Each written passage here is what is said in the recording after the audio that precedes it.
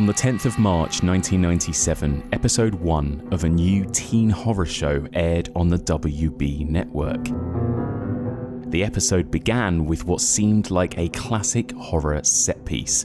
Two teenagers break into a high school in the middle of the night.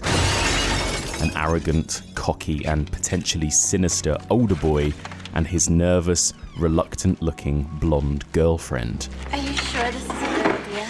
It's a great idea. Now, come on. The stage is set for a classic opening horror set piece. What was that? It was what? I heard a noise. Will the boyfriend in fact turn out to be a monster? Hello? Or is something else lurking in this school ready to kill them both? There's nobody here. Are you sure? But in a smart twist, the nervous blonde turns out to be the real monster, revealing her vampire face and devouring her boyfriend.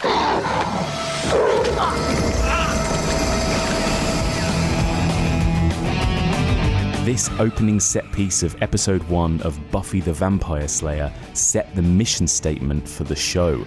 Joss Whedon wanted to create something that would subvert the tropes of the blonde victim in horror films, and in doing so, created one of the most successful cult television shows of all time. I'm Buffy, the Vampire Slayer, and you are? Based on a movie of the same name from 1992, Buffy the Vampire Slayer blended tropes of classic vampire horror with teen movies of the 80s and 90s and popular cult television shows of the time like The X-Files. The show was so successful it even spawned a spin-off which lasted for 5 seasons, focusing on one of the fan favourite characters, a vampire with a soul called Angel. I'm Angel. Buffy the Vampire Slayer and Angel not only helped change the television landscape, they would go on to reshape the vampire subgenre for the 21st century. You're just a girl. That's what I keep saying.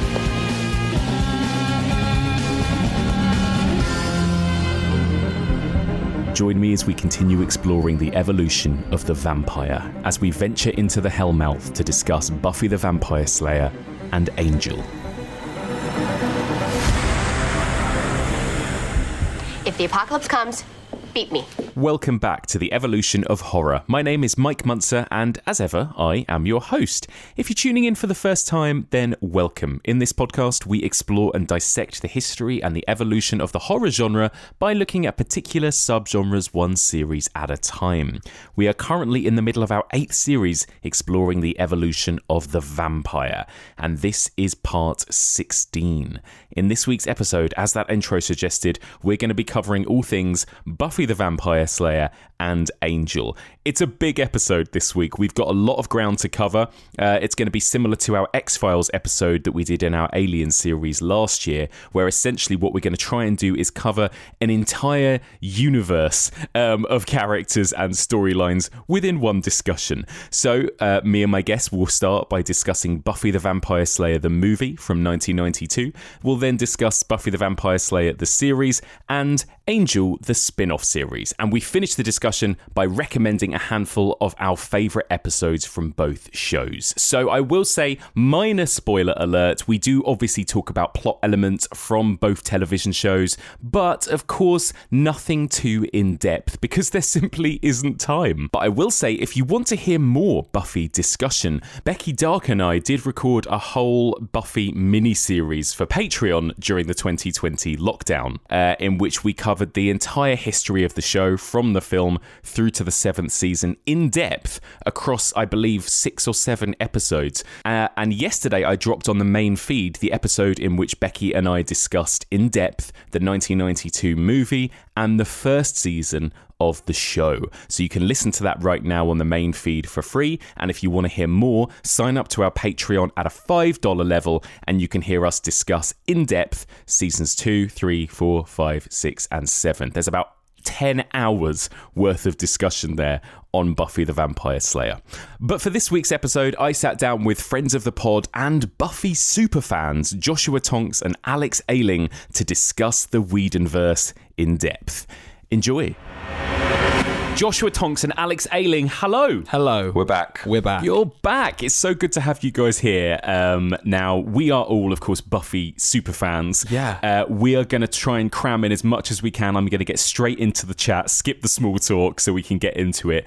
We're going to go sort of chronologically. We'll start with the film and work our way through both series of television. But first of all, let me start off by asking you guys about your history with Buffy, the world of Buffy. Alex, do you remember when you first discovered and came to the world of Buffy the Vampire Slayer? So I watched it on BBC Two, when it was on BBC Two. When did I start? I think I must have started season 2. I don't remember season 1 that well, but I remember season 2 pretty well. And obviously I've watched them loads and loads. I've watched them loads. So was a big fan to the point where when the final seasons were coming out, I think it had moved to Sky or I don't know, which just wasn't available. And, maybe I was adept at using the internet for purposes other than it was intended. And so... But other than porn, yes. Yes. This is a family chat. No, it's not really a family. This is not a family podcast. So I was hungry for those episodes. I loved it and I devoured it. But then because Angel was on a TV station that I did not have, I just never got around to it. And then I never felt the need. And then it was only in lockdown that I finally got around to watching Angel. And as we will soon discover, there was a big hole in my Buffy the Vampire Slayer knowledge, which was the original film, which I had never seen until this week. Until now. So I thought I was a big Buffy fan, but I think compared to you two, I'm probably the least fanny of all of us. The least fanny. I love it. Well, let me go to Josh, possibly the most fanny, I reckon, of Just the a three really of big us. fanny. The biggest fanny of the three of us. Josh, when did you first discover Buffy the Vampire Slayer? Do you remember? Well, it was like... Get comfy, everyone. Nestle in, snuggle up. No, I saw an advert for it for season 1, and it was going to be on BBC Two. But I was a Cub Scout and I couldn't watch it. But I remember thinking, what a stupid title, and thinking it was really dumb and really silly. Cut to maybe a year later, and I decided that I'd outgrown the Cubs and I didn't want to do Cubs anymore, which meant that I had it was either Tuesday or Wednesday nights free. And so I happened to watch the first episode of Buffy I saw was the Halloween episode, and which is in season 2, and I was just absolutely hooked. I think beforehand I was a big Power Rangers fan, and I was really obsessed with Kimberly the Pink Ranger, and you can sort of see the correlation between her and Buffy, that sort of like quippy valley girl that does gymnastics and kicks butt. And I was obsessed from that moment forward, and I used to record all the episodes onto VHS tapes. And then, like you said, Alex, when it moved to Sky, I couldn't sort of keep up. I was really behind, and so I got my neighbours across the street that had Sky to record the episodes as well. So I sort of watched it a bit out of order, but in between, I was buying all of the VHSs and then eventually the DVDs and stuff as well. Extortionate amount of money I've spent on this series. Oh my God. The amount... Did you get the fold-out one that looked like a cross? Yeah, and they were so expensive. So they were so expensive. And actually, the packaging, it was really cool, but it was quite annoying because the discs would easily get scratched and stuff. And they were so... Do you remember the VHS box sets as well, where you only got half a season? Yeah, I loved that, though. But they were great, and you put them next to each other and they make up the photos of the cast. It was great. Yeah, loved it. And I had all the Watchers guides, and I had like pictures on my walls and stuff. I loved it. It was amazing. So great. I have a very, very similar story to you, Josh, really. I discovered it, I think, season 2. I also thought, and I remember having friends talk about it, and I thought this sounds like a really naff show with a terrible title. And then I think the first episode I saw was Killed by Death, the scary sort of Freddy Krueger-y season 2 episode where Buffy has the fever and is in hospital. And I think that straight away like kind of appealed to my sort of horror sensibility, and I was like, what is this? And then became completely obsessed. Like you, I would record every episode onto long play VHSs so that I could rewatch them. Long play. I didn't watch Angel. I remember thinking that Angel looked boring in comparison to Buffy for the first couple of seasons, and then well, not wrong. We'll get to that. at some point I then caught up on Angel, and then I think at around season 6 of Buffy, season 3 of Angel, by that point I was watching them sort of simultaneously together, at the same time. As the good Lord intended. As the good Lord intended. But I also didn't really bother with the film for quite a long time. I think I watched the film maybe after the show had finished, and then I would have been a sort of 16-year-old, and I was like, oh, it's probably time I watch Buffy the Vampire Slayer, the original movie. So, yeah, like you, Alex, I came to it late, and maybe not as late as you did, by the sounds of it, in that I'd seen it before this week. But, but big fan. Generally big fan of the show. I guess we all are, by the sounds of it, so that's good. Absolutely we are. So let's get stuck in. We're going to go chronologically through the world of Buffy. So we're going to begin by talking about Buffy the Vampire Slayer, the movie from 1992. You're one of those skanky old men that, like, attacks little girls and stuff, right? Well, forget you. My name is Merrick, and you have been chosen, Buffy. Chosen to go to the graveyard. Why don't you just take the first runner-up, okay? Everything depends on you, Buffy. Now, you must come with me now to the graveyard while there's still time. Time to do what? Time to stop the killing. To stop the vampires.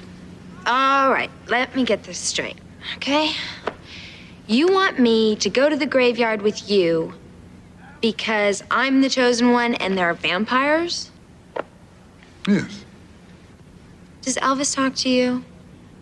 Does he tell you to do things? Do you see spots? Josh, can you do the honours and give us a brief little plot synopsis of the Buffy film? Yeah, absolutely. So, into every generation, there is a chosen one. No, I won't do that. But that pretty much sums it up. But the movie's kind of, it's Buffy's origin story.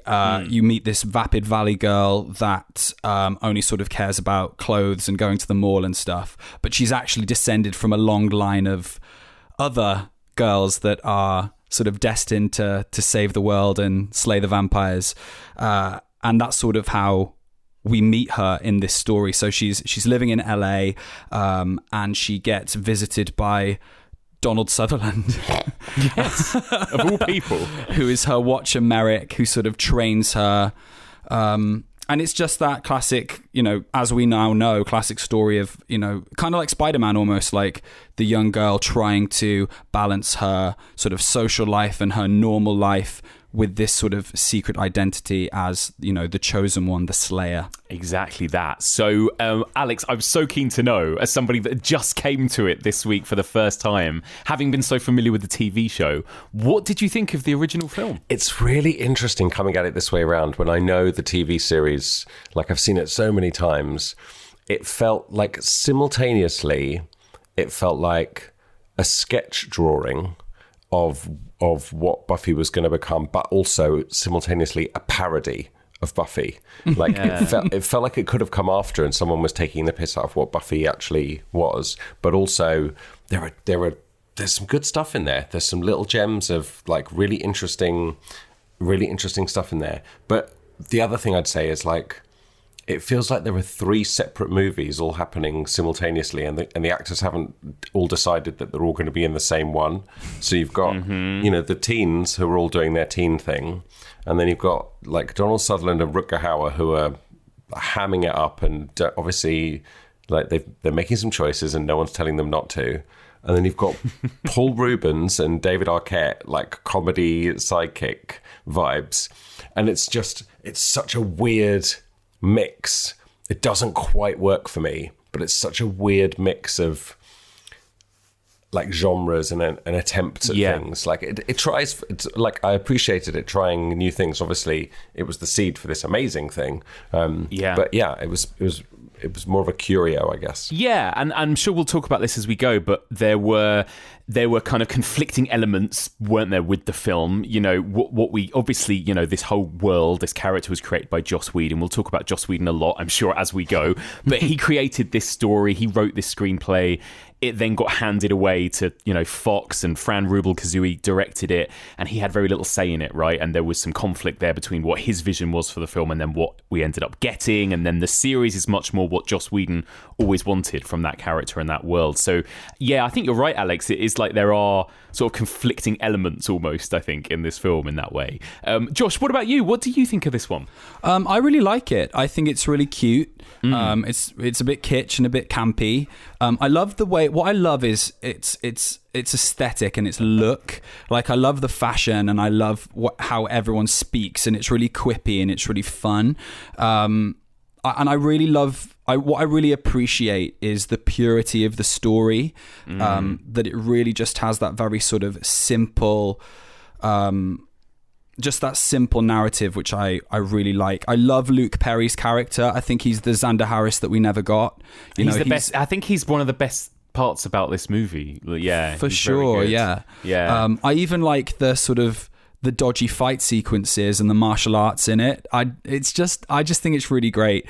The only thing I think is the score is like non-existent. You've got these big sort of, I say big action scenes. You've got these fight sequences, and there isn't sort of much sort of bumping it up, so it feels a little bit empty. And like you said, Al, the tone is all over the place, so you kind of just got to ride that wave because it's a bit weird. Yeah, there's elements of it that feel like it is kind of doing the kind of John Hughes 80s teen movie stuff. There's elements of it that feel like more akin to that early 90s slightly wackier comedy, like a kind of Bill and Ted or a Wayne's World or something like that, with like the David Arquette character. And then obviously it's like there's the Lost Boys and there's Fright Night and that kind of thing in there as well, which is really interesting. Let's talk about the vampires, first of all, and the vampire kind of lore of this one, I suppose. Alex, what did you think of the vampires and the way they were sort of designed and realised in this film? It's almost like the vampires and the vampirism is a kind of afterthought. There's not much lore around them. There's no, for sure, they don't die in a particularly interesting way. There's no sires. There's no like bloodlines. There's a bit of like the sexiness of the attraction between a and like the allure of a vampire, but not the seduction. Yeah, the seduction. That's the word. Thank you. But not a lot. And when the vampires die, like there's one bit where like Rutger Hauer just goes ugh, and just pulls his cape up over his face, and that's how he dies. It's just like, is this it, right? And the principal giving like detention slips to all of the dead vampires. The vampires are just dead. The bodies are just there, and obviously they turn to dust in the TV show. But yeah, the vampires. It's almost as though you guys know what a vampire is. We don't need to tell you. It's not about that. No, it's about this girl, and actually, that's what I think the film does. Is focus on Buffy the character and her story. There's very little. There's no B plots. You don't get to know much about anybody else really, but it's sort of stronger for that actually. Yeah, that's true, because last week, Josh, I spoke about the Lost Boys, and that really made the vampires front and center, right? The vampires are cool. The vampires are almost the heroes in that. Like, they're the kind of coolest, sexiest characters in a way. What do you think of the vampires, Josh, in comparison to that? How much do you think it shares a link with those 80s teen vampire movies like Fright Night and Lost Boys? Yeah, I think it does share a link with them. I think what the Lost Boys was doing was really giving them that sort of like sex appeal and, like you say, making them cool. I just don't think this movie really had the budget or the kind of want or need to do that. They're sexy, but I think they sort of lean more comedy. And that's what the film sort of like relies on a lot of the time. It doesn't really dig deep into any of that sort of mythology. And you've got Rutger Hauer sort of kicking it old school a little bit, giving it sort of, Dracula-ish, but not quite. So the whole thing is all a little bit goofy and silly. And thinking about sort of if this film did anything to sort of add to the canon in any way of vampire mythology or, within film, I don't think it really has that much. It sort of just builds on other things that we've seen before. Yeah, and I guess it's such an important film in the way that it inspired the TV show, right? But I guess it on its own, like you say, didn't maybe, cause any great new... It's just very fluffy, isn't it? Everything's fluffy. It's fluffy, isn't it? And it's very...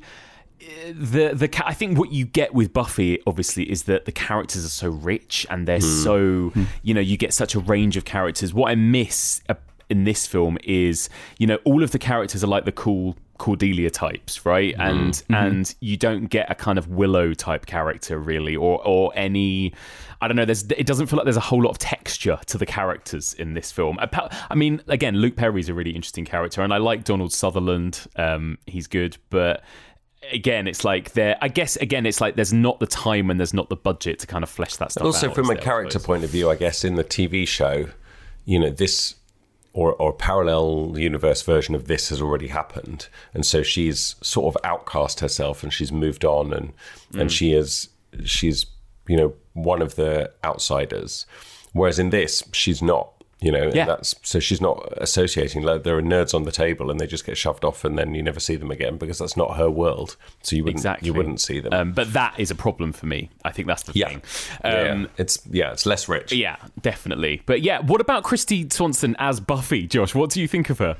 It's funny. At the time, I was like, she's not Sarah Michelle Gellar. Absolutely. And you know what? She isn't. I think she does a really good job with the material at the time, and she's sort of... she's doing a great job. I think it's unfortunate that this particular actress has been recently a very avid Trump supporter, and it's sort of left a bad taste in the mouth of the viewer. Yeah. And the viewer being me. It's weird, isn't it? Even if you go onto her Twitter now and look at her pinned tweet, very Trumpy. That's a little uncomfortable, but if you just take the film for what it is, I think she does a really great job. What she does well is she nails the dialogue, because the dialogue is very Joss, it's very quippy, very glib, and I think in the hands of certain actors that doesn't work, and she really handles it well. I love the moment where... What's his name? Who's the? It's not. Is it Paul Rubens? The other. Yeah, the other one. Yeah. The henchman. The henchman. Yeah, I love the moment where Paul Rubens is like, "We're immortal, Buffy. We can do anything," and she's like, "Yeah, clap," because he's only got one arm. It's that kind of like dumb quips, but she nails them. So it works within the film. Absolutely. I really like her in this. I think she does a pretty good job. It's so easy to compare her, of course, to Sarah Michelle Gellar, who got to do so much more with that character. But I do think there are shades of Buffy in this, not just the quippy, clueless type girl, but there is quite a lot of heart to her that comes through in the second half of the film with Kristy Swanson's performance. So I think she's really good. And of course, the movie is called Buffy the Vampire Slayer. Like you said, Alex, it's not really giving much focus to the vampires themselves. This is about the hero character that beats the vampires, right? The kind of unconventional hero. Yeah. Joss Whedon, wrote this and created this character because he said he was sick of watching horror movies where the blonde girl walks down the alley and is just killed, right? And so he wanted to subvert that by making the blonde girl the superhero with superpowers. And that's what we get. And this film is completely Buffy's movie, right? It's Kristy Swanson's movie. Yeah. I should just say as well, like, there are people out there. So I was talking to someone at work about Buffy this week, and she said when the TV show was cast, she was absolutely furious that they hadn't cast Kristy Swanson in the lead role, because that's the real Buffy. Yeah. And if this were the first thing that you'd seen, like, I can absolutely see as a teenager in 1992 how that would have captured a moment, and you would have that could have been your favorite film of the year easily. Oh, for sure. Well, yeah. I mean, I will refer listeners to on my Patreon. Me and Becky did like a big whole deep dive of every single season and the film of Buffy. And Becky had that relationship with it. Like, she saw the film as a teenage girl before the series had started, and it was like one of her favorite ever movies. And she would watch it every sleepover with her friends, and it really means a lot to her. So that's the other thing, I think. For us three coming to this maybe later, or not as teenage girls, maybe there is a difference there as well. Yeah, and that's true. I think the movie does it worked for a certain generation of people that it was aimed at, I think, didn't it? And that's really important too, I think, to probably point out. I don't think it wasn't a complete flop, Josh, was it, this movie? Like, no, I think it wasn't. It didn't actually do too badly. It wasn't actually too badly reviewed either. Yeah. I think, a lot of reviewers somewhat enjoyed it, but I think they sort of just wrote it off a little bit as sort of being a bit airy and a bit featherweight almost. Mm-hmm. And then when the show came out and became such an eventual sort of success, a critical success, the film sort of got lost in all of that and almost developed a reputation as being bad. And it's not a bad film at all. It's not. That's at what all I in the thought it slightest. was. Yeah, so interesting. It's just I not. think It's just not the show. You know. I think it came from Joss. I think he badmouthed the film quite a lot, and I think in that period, Joss was like sort of the god of cult TV. We were all lapping it up, weren't we? Absolutely, yeah. And then you look back, and it's interesting that it's a film by a female director, and it does sort of capture that, like Becky loving it, like it captures that teen girl. Yeah. Stories like actually really well. And if you look at something like Clueless that came out like 3 years later, you can sort of see the stamp of Buffy on that as well, in that bright sunny California setting. Totally. Well, this is a good maybe a good chance to ask you a bit about the impact of this film on 90s pop culture, I guess, and Joss Whedon. And we should mention Joss Whedon. I'm sure as we go we'll talk a little bit about Joss Whedon the man, but first of all let me just ask you about Joss Whedon the writer, right? So he was young, he was in his mid-20s when he wrote Buffy, which is pretty astounding. He had written a few episodes of Roseanne and Parenthood, so kind of American sitcoms. Then he wrote his first feature screenplay, Buffy the Vampire Slayer. And, I think he became known as the decade went on as being the guy that could write quippy, smart teens, right? Or they almost talk in their own kind of unique language. And, of course, he would go on to then be a script doctor and help on scripts for movies like Toy Story, Alien Resurrection, all these amazingly huge projects. And then, of course, he would go on to direct, Marvel films and God knows what else. But at this point in time, Josh, do you think Joss Whedon and this movie from 1992 is kind of, responsible for all of the kind of teen culture that we would get, throughout the 1990s? Did he help shape this decade? Not this film. Mm-hmm. I don't think the film. I think the show for sure. I think that the film, it's good. It's you can sort of see the the potential there a little bit. But no, I think something like Clueless is far more influential, absolutely. And Joss is only really sort of riffing on Heathers and things like that, to be honest. This sort of just bridges the gap a little bit in a cute additional way. I don't think it's not a teen game changer like those others. He's still finding his voice with this, is what it is. Like, you can see, he's doing his script doctor punching up stuff and, the bit of Toy Story and all the stuff he does on X-Men and all those things are still to come, but it's you can just see like it's forming, but it's not quite there yet. Exactly. Well, there you go. I will refer people over to a big, long, hour-long conversation I had about this film with Becky, but we should move on soon to the series. But is there anything else you guys want to mention about the film? I mean, we didn't even really mention the cast, but it's quite an amazing cast, actually, when you watch it again. Unbelievable cameos. Yeah, like Hilary Swank, Ben Affleck, Luke Perry, Donald Sutherland. Seth Green was in it. His scenes got cut. Obviously, David Arquette as well. At one point, I was pretty sure I saw like Ricky Lake as a waitress. Ricky Lake, she's in it. Yeah, amazing. Pretty stacked. And I've just got to shout out Luke Perry. Yeah, rest in peace, because what he does with that role of the sort of boyfriend but sort of sidekick and damsel is something that we don't ever see succeed in the television series. It's the one thing I think that the film does better than the show, which is to have a male supporting character be humble and not be threatened by Buffy's power, because when we get into the TV series, we see that with Xander and with Riley and all these other men that come into her life that are so threatened by her, and he just goes, no, go on, please save me, and it's great, and it's just really refreshing to see sort of a young teen male be so comfortable in their sexuality and their masculinity that she's not a threat. It sounds like this isn't rocket science to do, really, but apparently so. Apparently it was. I don't think you get that even today. I still don't think you see that. Very rarely. It's so true. And just asking you quickly about this in a horror context, is this designed to be in any way frightening, do you think? Alex, do you think this movie was designed in any way to be a horror movie in that regard? No, I don't think so. We're in that period where it doesn't have to be a horror movie. It's a horror is just the medium by which you deliver your story. Like, it's the horror milieu. It's not a horror film. I mean, none of the vampires are scary. There's no... Well, exactly. And I guess no threat in that sense. And this is kind of a good indication of where we're at, Josh, with vampires too, right? Like Alex said, the characters are aware of vampire movies, vampire tropes. They kind of poke fun at the tropes rather than utilize them as actual scary devices to create horror, I guess, right? Josh is like, no, it terrified me. Yeah. I'm sitting here quaking in my stylish yet affordable boots.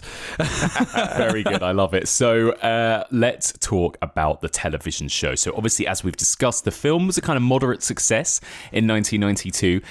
Several years later, a Fox executive approached Joss Whedon and was interested in adapting this film into a television series. And Joss Whedon came up with this idea of high school as hell, right? In focusing it from week to week in a kind of teen high school drama with teen high school kind of soap opera-y problems, but also give it monsters and vampires and everything else. I think he described it as kind of X-Files meets My So-Called Life, which was a big teen show at the time. So that was what we got. We got a first season of this show, Buffy the Vampire Slayer, that lasted for 12 episodes, that was broadcast from March of 1997. Do you think it's coincidence you're being here? That boy was just the beginning.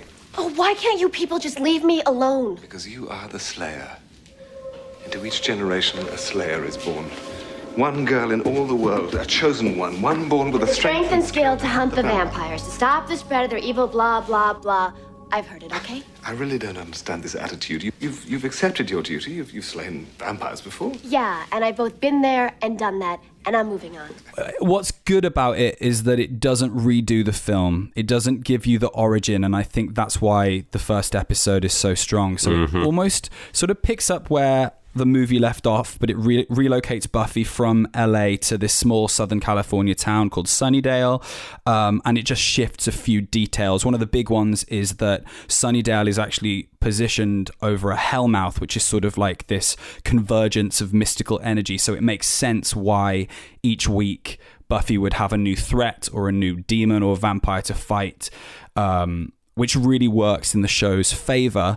And then it shifts as well to become more of an ensemble show and a show about chosen family, her being the chosen one, where she thrives and sort of excels is the chosen people she has around her. So we have the Scooby Gang, which is, initially Willow and Xander, who are her classmates, and then Rupert Giles, who is her watcher, who's sort of like her guardian, and that's so where we meet her. It's a high school show that's dealing with all these high school issues and uses vampires and evil and monsters and invisible girls and all this kind of stuff as metaphors for all these adolescent experiences that the characters are going through on a week-to-week basis. What was television, Alex? How does this compare? You were an X-Files fan, right? I was. X-Files was already a bit of a thing by this point, already a big thing, in fact, I imagine, by 1997, wasn't it? How much do you think Buffy kind of owes a debt to other sort of television of the time? And I guess this was like just before we would get into that, what people call the sort of golden age of telly, the kind of Sopranos, HBO kind of era of TV, right? It's in that sort of in-between phase, I suppose, isn't it? It was all still network TV. Yeah. There wasn't really any prestige cable. Like, cable was still for sports and adult things. Yes. And so... We hadn't had 6 Feet Under yet, had we? No. Exactly. There wasn't anything that had really broken through. And so, as a result, you got a lot of everything. So there were loads of cop shows and loads of like courtroom shows and loads of like buddy comedies. But then there were loads of genre shows as well. So you had X-Files and Buffy, and then you had Charmed, and there was a whole slew of them, and then there's like Roswell and all those other ones that all kind of were on the coattails, right? And so the thing was, there was just so much volume because network shows were 22, 23 episodes a season. And you just had so much that the quality of them invariably, and of course you had like Star Trek was massive at the time, huge like genre shows going off. But there was just a huge amount of them. And so a lot of them were just rubbish and didn't cut through. It's weird, isn't it? Because I think now, obviously, we think of TV as on par, if not more prestigious than film, right? You know, with HBO and Netflix and everything else. But at the time, this was when TV was just starting to change, because up until this point, it was really considered a kind of lower medium than film. You know, I think Twin Peaks at the beginning of the 90s kind of started to affect that you had this auteur, this filmmaker creating art house on network television. But it was a long process, and X-Files was kind of slowly becoming this huge cult hit. And Buffy was really tapping into that. And you're right, you know, the idea of network television it's almost designed for a casual viewer too, right? That somebody would not be setting their device to record it, but would just be flicking onto that particular channel and catching an episode. So Buffy would have a story of the week, a beginning, middle, and end with each episode, as well as kind of having these serialized stories, right? And I think that's why it's had so much longevity, because you can go back and go, ooh, the one where this happens. Yes. But you're still sort of like rewarded for being a fan, because the continuity's good and there's callbacks to specific things that cross both Buffy and Angel. You know, it's you get. I think what Buffy did really well is it was on the WB, which was this like fledgling network in the States. So it wasn't part of the big four like UPN. CBS and ABC CBS and all of those, Fox. UPN, all of those. UPN came later, but it was on this little network, and it just cultivated these shows, like you said, Alex, like Charmed and Smallville and Roswell and Felicity and Supernatural and all of those kind of things. And it was almost like the TRL of teen TV, in the sense that, for us, you know, you've got Sarah Michelle Gellar, who is doing like commercials for Maybelline, and this, like, you know, Alison Hannigan's in the American Pie movies, and you've got all these sort of like seemingly ginormous stars who technically they're not, you know, they're not Tom Cruise or Julia Roberts, but like within the world of the WB, they were like everything, and it felt like they were going to be the next A-listers that were gonna like be catapulted into the stratosphere, you know, and all the movies that they were then in that we end up loving, like Cruel Intentions and I Know What We Did Last Summer and Scream 2 and all of that. It was just this huge big sort of almost like microcosm, but it didn't last forever, and like time sort of moved on, but it's had this longevity, and I think it's to do with the way that it nurtured the fans. So you've got these big teen stars, it's doing teen stuff, but it was created by geeks like us. So they hit it from both sides. They give you the sci-fi and the horror with real sort of specificity that allows us to be talking about it years later about, oh, what does a soul represent, and blah, blah, blah, and all of this stuff. But then you've also got the teen stuff that just really hit the zeitgeist at the right time. And so it's got that perfect balance of both. And I think that's sort of why it's a culmination of everything, which is why we sort of still talk about Buffy now. It's such a clever format, isn't it? And like you said in your synopsis, Josh, this base premise that it's all set in this town of Sunnydale, which is on top of the Hellmouth, the mouth of hell, which basically means that all bad supernatural stuff gravitates to it. And that's it, right? That's just their explanation for why crazy shit happens from week to week.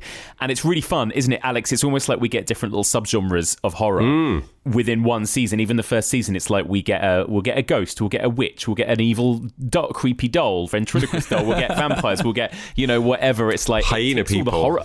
Hyena people. It ticks all the horror boxes for kind of horror nerds as well as everything else, I think. That's that's a really good point as well, because you talk about it like, and this is in your vampire season, but honestly, you could put a Buffy episode into any of your seasons. There's a Buffy episode that would work. I was thinking about that. I've got my friends James and Matt who do the Journey Through Sci-Fi podcast. They do for every season they do a different subgenre, and each season they do a Star Trek episode because there's a Star Trek episode for everything, of course, whether it's aliens or time travel or whatever. And I was thinking I could do a Buffy episode for every subgenre I've done. That's so a good far, game for another time, isn't it? Well, I know. What would your episodes be for each zombie of your one? seasons? I was thinking folk horror. Is there a Buffy folk horror? I mean, almost the witch trial one, the Salem. I was going to say gingerbread. Yeah, that'd be good. That could be, couldn't it? Or when you go back in time to kind of Angel in the 1800s, maybe, or something. I don't know. But there's probably touches of folk horror in there. That's the only one that I couldn't think. But everything else, it nails it, doesn't it? It goes through all of the classic monsters. But sadly, we don't have time to talk about all of them, so we are going to talk about the vampires predominantly. But first of all, I should ask you about our cast of heroes. We start off, like you say, Josh, in the first series with Buffy, Xander, Willow, Angel, Cordelia, Giles, basically, right? How important is this cast, especially in the first season, to its ultimate success, do you think? It's vital. I think it's absolutely vital because there's someone that represents every form of viewer. You know what I mean? Like, if you don't feel like the hero, you've got Willow. You can be the wallflower. You can be the best friend. You can even with with Cordelia, they're so smart in developing her character from this sort of vapid, sort of bitchy cheerleader archetype to someone that actually you find out it's in an episode in season 1 where she says to Buffy, just because I'm surrounded by people and I'm so popular doesn't mean I don't feel alone. Yeah. And that's incredibly relatable too. And it's smart as well because all of the supporting characters tend to be a reflection of Buffy. I know that when Joss was writing the show, he would say to the writers, what's the Buffy of it? What's the Buffy of this episode? And all of the characters, especially in those high school years, they're almost like mirrors to her, or Xander is always, he's the one that's like the sibling that's like always in confrontation with her. Giles is the father figure. Cordelia is like herself that she could have been if she'd never become the Slayer. Willow's the best friend. They're all offshoots of her, and they become better as characters because of her, but also they help her so much not be so isolated and alone as well. So they're absolutely vital. I always felt as a kid like I was the extra Scooby, Yeah. There's times that maybe at school where you don't feel like you fit in, or you feel like you haven't had the best day. There was always a Buffy episode I could watch where I would feel included in the Scoobies, for sure. You guys don't have to get involved. What do you mean? We're a team. Aren't we a team? Yeah, you're the Slayer and we're like the Slayerettes. I just don't like putting you guys in danger. Oh, I laugh in the face of danger. Then I hide until it goes away. Yeah, the cast of characters are everything to the show's success, aren't they? I think, obviously stuff about the show dates, particularly season 1, some of the effects, the makeup effects, various other things have aged, but the reason this show is so timeless is because of the writing and it's because of those characters, right? Yeah. Alex, who was your favourite member of the Scooby Gang? I was just reflecting on the Scoobies of it all, and I just remember not liking Cordelia. I was like, why she was so mean at the beginning. Why is she here? Why are they friends with her? Why is she still hanging around that library? Blah, blah, blah. And it was so smart because then as you go through, there is a pathos to her storyline and a real truth to it. And of course, everybody needs to be represented. And you're right. It's the reflection of who she could have been. Who was my favourite? I mean, listen, everybody always says Willow, and it probably was, right? Because it's Willow. But I wonder whether, looking back on it now, it's not great. But I wonder whether there was some Xander of it all as well, because he was a nerd. Yeah. And I felt like I was a nerd and whatever else. I think there's something to that when you're a teenage boy, and particularly in the early seasons when Xander is still just a teenage boy. I think it gets weirder with Xander when he's a bit older in the later seasons. But yeah, I think there's something to that as a nerdy, boy that doesn't have many friends. No, and I didn't spot his toxic behaviour at the time. You know, I just didn't pick up on it. No, exactly. And I think what's really great about this, and I guess this is where a TV thrives rather than a film, is that, like you guys have said, you get to see these characters grow and change. And that's what's so brilliant about the show too, is that nobody is just one thing. And I guess that's the point of Buffy as a character, right? She's this kind of clueless type girl that is also a superhero and is actually really smart and everything else. And Willow obviously goes from being this nerd to being this incredible super witch, and Cordelia becomes this, you know, completely different person. And yeah, I think they all go through these amazing journeys as well, don't they? As well, which is what's so who's fun your to fave, watch. Mike? Who's your fave? I know you love Wesley. Yeah, I love Wesley. I love Wesley so much. Wesley and Angel, though, not Wesley and Buffy, surely. Yeah, Wesley and Angel. Yeah, although actually, when I rewatch Buffy, I think he's fucking brilliant. He's funny. So fun. He's funny. It's really hard. I kind of love them all. There was not one that I particularly felt like I associated with, but I think probably Willow was my favourite and always, you know, was the one my heart went towards, you know, throughout. Because she's just so... Again, Alison Hannigan is so good, but also she was the super smart, capable one, but also she was so sweet as well. You kind of just want to give her a hug the whole time, I think. And to see her become so empowered as the show progresses is really exciting. What an incredible arc over 7 seasons as well, right? She's amazing. Josh, what about you? Who's your favourite? It's Buffy. It's I kind of didn't even think about the fact that Buffy could have been my favourite. Yeah, from the beginning to the end, I just love her, and I think she's the character now that still gets spoken about the most. Yeah. My heart lies with Buffy always, with Sarah's performance, just with everything about her. You know, being like a little gay kid. You know, I just wanted to be that sort of like. I just wanted to be that like quippy blonde girl that was like really confident, that could like kick the bullies' butts, you know? That's what I always wanted, you know? She was a superhero. She really was. And again, like, I think it's not something that you initially maybe appreciate when you're young watching it, but watching it again and again, I'm kind of astonished by Sarah Michelle Gellar and how good she is in it from the very beginning. From how old is she, Josh, in the first season, Sarah Michelle Gellar? She can't be much older than about 18, 19. I think she was 19 when they were shooting the pilot, maybe. Wow. Yeah. 19, 20. Yeah. She's so assured, and she's so... I rewatched season 1 really recently, actually. Her character is so warm in it to all the other characters. And you forget that yes, Willow and Spike became such huge parts of the show. Yeah. But you forget to get to that point where those characters could be, she had to carry it all for so long, and that's a lot of pressure. And she handled it. She nailed it. Never phoned it in. Excellent from beginning to end. I quit. I resign. I'm fired.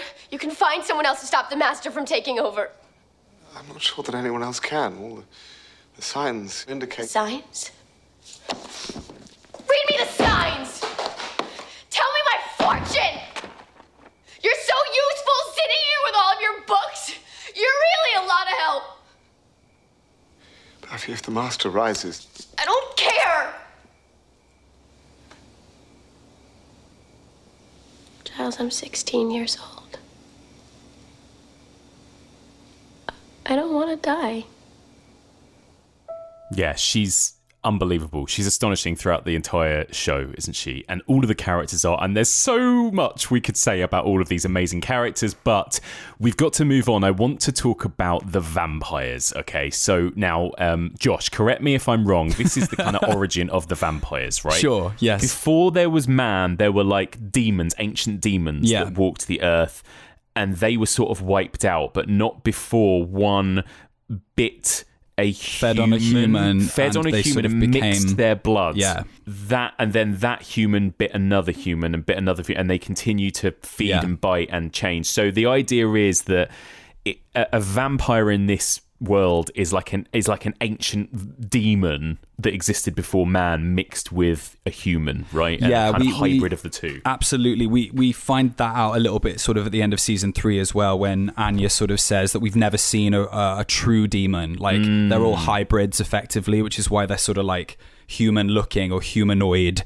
So it's absolutely that. And then the vampires then do follow for the most part, the traditional rules of what we know vampires to be within the budgetary constraints of the television show. So obviously in the film, they're flying. They couldn't do that all the time.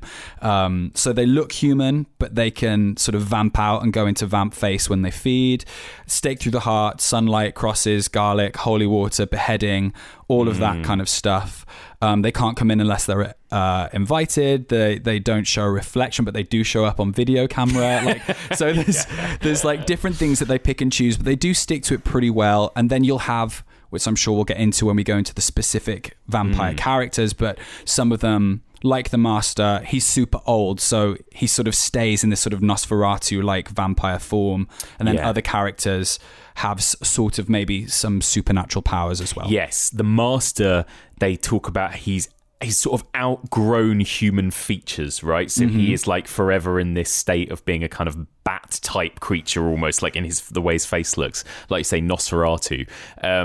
And this is something I didn't really think about until I rewatched The Lost Boys. But in The Lost Boys, obviously the vampire lair is kind of in this old hotel that was swallowed in the earthquake and is underground, right? And that's like... Buffy's exactly the same. Yeah, it's literally Buffy's taken that exact thing wholesale for the Master's lair. The sunken church. Yeah. I must be ready. I need my strength. I've sent your servants to bring you some food. Good. Luke, Yes. bring me something young. So, so the way that the Buffy works, right, is that you have a different monster of the week, but you also have this one big bad, this kind of one nemesis that Buffy has to face off against that lasts throughout an entire season, and usually she defeats them in the season finale. So in season 1, it's the Master, this ancient vampire, right? We've got to talk about him as this kind of big bad vampire creature. Alex, what do you think of the Master? I rewatched season 1 again in lockdown when I did my big rewatch, and I'd just forgotten like how funny he was. Like he is funny. He's quite underrated. Actually. Yeah. And he, I think he gets overshadowed by some of the bigger bads that come later, like the more showy ones. Like I love the Mayor and I love Glory. Yeah, and but they get more time, and I don't know if at the beginning, because this was a mid-season replacement, right? They came in, they didn't even know they were going to get more series. And so I don't know how early on they thought, like, every season there'll be a big bad and they'll come in, and whether that, how fully formed that was at the beginning. But, I appreciate like it's a like we're going to start with a vampire. It's a proper vampire story. It's a great start, isn't it? Yeah, it's such a good way to start. It feels like you've got these 12 episodes and you've got this classic villain, and that's what we're going to do for season 1, and then we can go off and do anything for the rest. And also, there's just not much like lore. He's not in all the episodes, and he shows up a little bit every so often, and it's not like it doesn't have that big building, creeping dread that you get for all the others as well. Like that was another thing I noticed on my last rewatch. Yeah, totally. And I think it's cool as well that something I've talked about a lot throughout this vampire series is you've got the different vampire archetypes. You've either got the creepy Nosferatu, Barlow from Salem's Lot kind of monstrous vampire, or you've got the hunky, good-looking, sexy vampire. And I guess season 1 of Buffy kind of ticks both those boxes, doesn't it? Because you've got Angel and Darla on one side, and then you've got the Master on the other. What do you think of the Master, Josh? I love him. Like I said, I think he's a great start. I think there's a real sense of peril because Buffy feels still feels so new and green and young, and it's this old sort of like ancient vampire. Will she be able to defeat him or not? I think where its strengths don't lie is that they don't really meet until the finale, and they only meet very briefly. And so where Buffy sort of as a series excels with its villains is when there's also an emotional connection between the villain as well as like a sort of physical imposing threat. But I do love him. I think he's great, and when he shows up again in The Wish, it's greatly appreciated. He's great, and Mark Metcalf does a great job at that sort of dry, sort of slightly camp humor as well. Yeah, there's a bit of kind of classic sort of almost Bond villain about him, isn't there? In this lair, in this underground lair with his people that work for him. Yeah, and he's, I'm not gonna kill you until the moment is exactly right, kind of thing. It is. He's great. But of course, the show, like you said, I think when we talk about season 2 in a minute, I think what they nail exactly as you said, Josh, is that the villains have much more of an emotional connection with Buffy, and that's when they work so well. Speaking of which, then let's talk about probably the most important vampire in Buffy, at least Buffy the early years, right? Angel. So we meet Angel, this mysterious stranger, in episode 1 of season 1. We don't know much about him except that he shows up out of nowhere and he sort of helps Buffy. So he's this good guy, very handsome, very charming, very mysterious. I knew you'd figure out this entryway sooner or later. Actually, I thought it was gonna be a little sooner. Sorry you had to wait. Okay. Look, if you're gonna be popping up with this cryptic wise man act on a regular basis, can you at least tell me your name? Angel. Angel. It's a pretty name. And then about midway through season 1, there is this big twist where we discover that he is a vampire, but a good vampire, right? A vampire with a soul. And of course, this develops into a love story. You've got a vampire slayer falling in love with a vampire. It became this huge phenomenon. Angel is so important, I think, to the success of this show in the early years.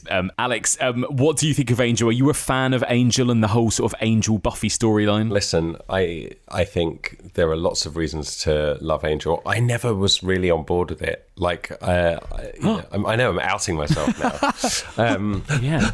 Oh God! I did a Sidney Prescott intake of breath. Yeah, the double inhale.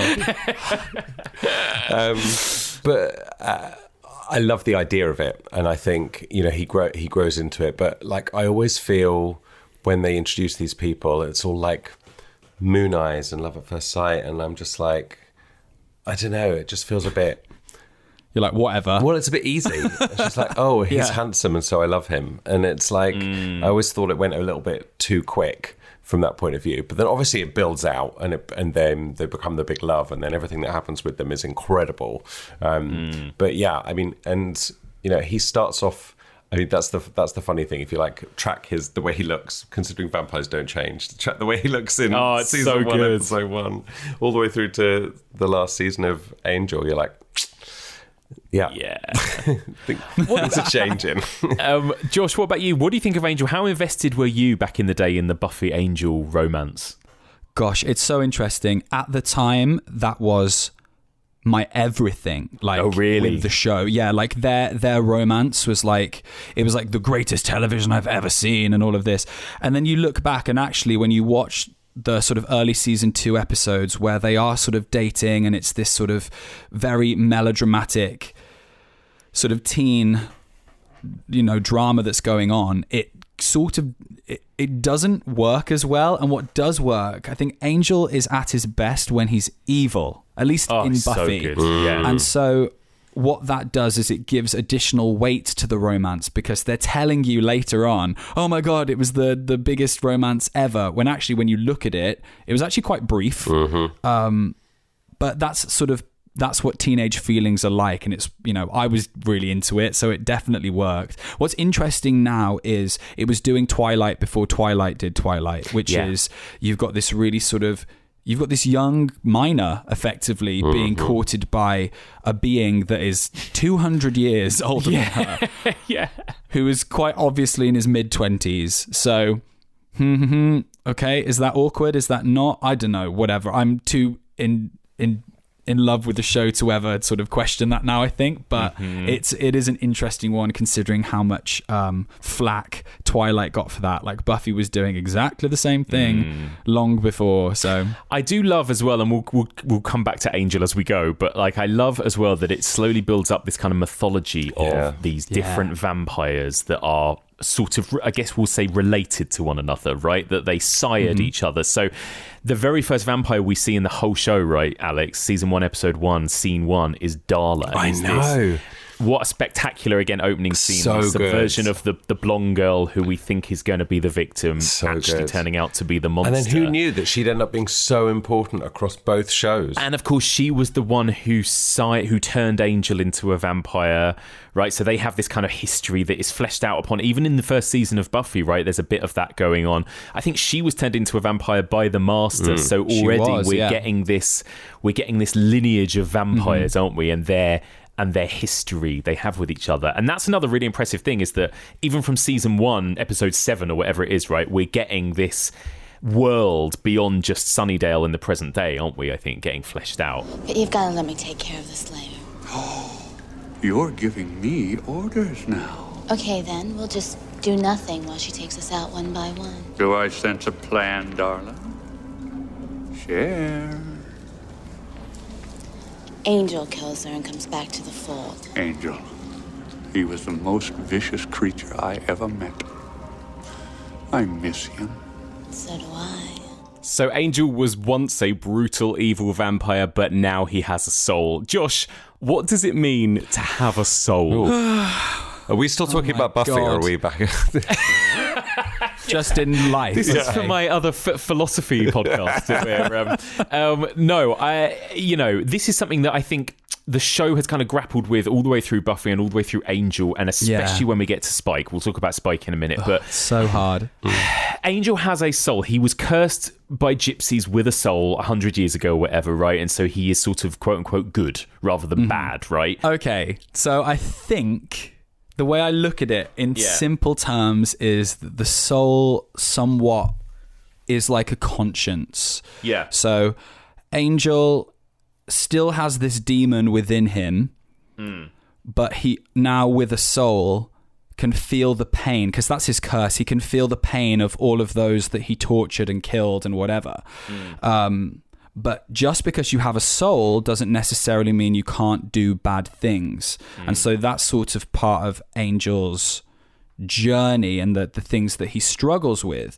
Because you look at a character like Faith, who is human. She's a slayer, but she's effectively human, who effectively becomes a killer, and she has a soul, as we know it within the context of the show. So a soul doesn't necessarily mean that you're good. So Angel is choosing to be good, but I imagine because he'd done so much bad before, that overwhelming amount of hundreds of years and then feeling bad for all of that would have been quite torturous. Whereas Spike, on the other hand, he seeks out his soul and isn't cursed with it. And so there's a different vibe. It's like, and the reasons for him seeking it out are different as well. Very different. Yeah. And also Angel lived for, I think, like must have been like 100 years with a soul. So then when we see him lose it again, it's almost like he's two different people. Like Angelus, when he doesn't have a soul, is very different to Angel with a soul, whereas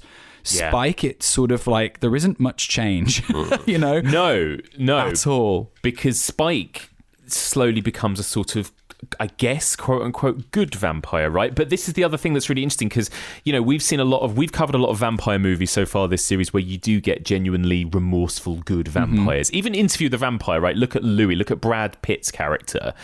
He is basically like a vampire trying to be good and live amongst the humans and just eat rats or whatever, but there's no actual physical difference between him and the other vampires in that film, is there? Like he's, you know, whereas in this, Alex, when you're turned into a vampire in the world of Buffy, you do basically become like a different person, don't you? You're not your human self with your human feelings, really, it feels like. No, well, they say that. Yeah. I think you carry some stuff through with you, don't you? And your personality is heightened, but I guess it's all your impulse control is gone, and you're just pure. It's almost like you're pure id. You know, you're just following your base instincts, because you're like, you know, what's that? Is it Conversations with Dead People, where she's talking to the guy who's come out of the thing, and he's just like, oh, we went to school together, and I was studying psychology, and they have that chat, and he's still a psychology major, but then he's like, getting a bit hungry, you know, and so there's that bit that's coming in. So you still carry a bit of your personality through, but I just think the demon part is just allowing you to have no empathy, like you say, and no conscience, and just follow through on your own base desires, which have been heightened by the fact that you now also need to drink blood. Yes. Which makes absolute sense for Spike's character, because he's a poet and a hopeless romantic as a human, and is somewhat obsessed with women. And when he becomes a vampire, that impulse is completely amplified, isn't it? So he's obsessed with Drusilla, he's obsessed with Buffy. You know, he can't control those impulses. It almost feels actually like Angel's somewhat of the anomaly, because he becomes, I mean, I guess we don't know too much about, or we know that he was a bit of a drunk, wasn't he, when he was a human? Yeah, I think a bit cocky and attitude-y as well, right? But yeah, that's he's sort of the worst of the worst. Like he's like a professional serial killer, torturer, master manipulator. He's like Hannibal Lecter, isn't he? You know? When he's a vampire, so he's actually somewhat different. He wants to end the world, and Spike just wants to, you know, watch Manchester United. I know Drew gives you pity access, but you have to admit it's so much easier when I do things for her. You would do well to worry less about Drew and more about that Slayer you've been tramping around with. Dear Buffy, I'm still trying to decide the best way to send my regards. Why don't you rip her lungs out? It might make an impression. Wax poetry. Doesn't have to. What rhymes with lungs? Don't worry, Spike. Angel always knows what speaks to a girl's heart. We'll come back to Spike and Drusilla in just a minute, but I think first of all we must talk about the Angel losing his soul storyline in season 2, right? Because I do think this is where Buffy the Vampire Slayer became a phenomenon. I think season 2 of Buffy is possibly the most perfect season of television ever made. Yeah, it's agreed. perfect from beginning to end. So we have this amazing shock event right midway through season 2, where it turns out that when Angel experiences a moment of perfect happiness, i.e. when he sleeps with Buffy, his curse is lifted and he turns evil again, and he is our villain with Spike and Drusilla in the second half of the series, right? Alex, what do you think of this whole Angel and Jealous arc? It's extraordinary. It's that, because it's the trope. It was the trope in teen TV shows. Dawson's Creek was obsessed with it. They were all obsessed with it. It's like losing your virginity. It's the thing. And then to make that episode then also be like, oh, and by the way, the person you've lost your virginity to, you've now turned into an evil the psychopath who's now going to try and kill you and all your friends and the world is I got goosebumps thinking about it. You know, I got goosebumps thinking about the way that, oh God, just the way he treats her the morning after. You got a lot to learn about men, kiddo.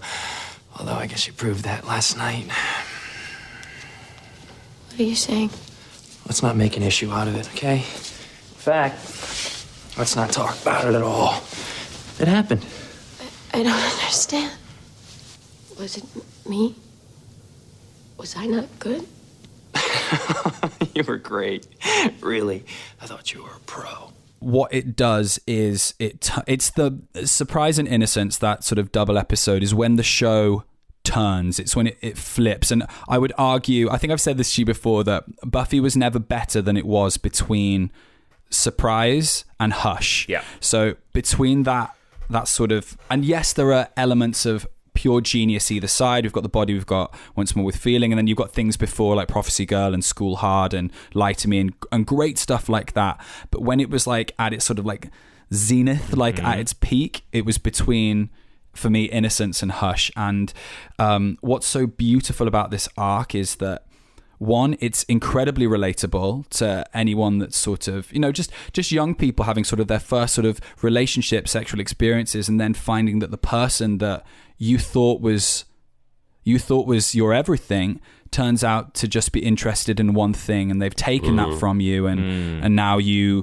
what do you do? Like, it's incredibly touching. And then what it does, it just ups the stakes for the rest of the season, because sure, we're just doing our usual sort of high school antics, but there is one of our own in the background that like could strike at any minute. And it's the first times we get sort of main characters actually die, and have these like real repercussions, which Jenny Calendar, yeah. I mean, what an episode as well. Passion. I mean, and it's what's the Buffy of it? Yeah. It all comes back to her and her guilt for, or what she believes to be her guilt for sort of making this choice that has then resulted in like people dying.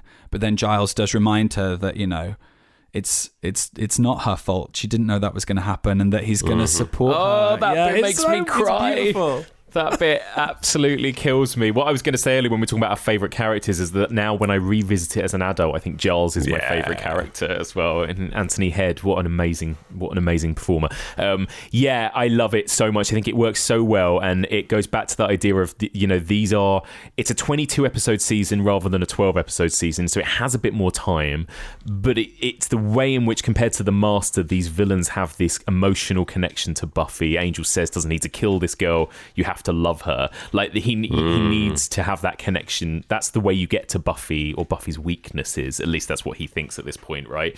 And it's so smart the way Buffy's life kind of slowly unravels in that second half till she's left with literally nothing, and it's heartbreaking, but it's just brilliant because it's like firing on all cylinders as being a great genre show, a great horror show. It's like a serial killer show at points almost with Angel, but it's also the ultimate teen high school metaphors as well and everything else, and it's doing all of those things perfectly, isn't it, throughout that second half of season 2. It's so good because you get fun things, like you get episodes like Bewitched, Bothered and Bewildered, which are like just a fun sort of almost standalone comedy episode, but then when Angel's in it, there's like a real threat and a real like urgency that's just bubbling in the background all the time, and it just elevates these sort of monster of the week episodes into something incredibly, well, just so much more powerful. It does some really hokey plotting as well, like, oh, the floppy disk was falling down the side of the desk. But I remember when that happened, I was like, no. I was shaking. It's so good. It's so good. And then, of course, it all comes to a head in the greatest television finale of all time, the end of season 2, when Buffy has to kill her boyfriend, the love of her life, and she sticks a sword through him and sends him to hell.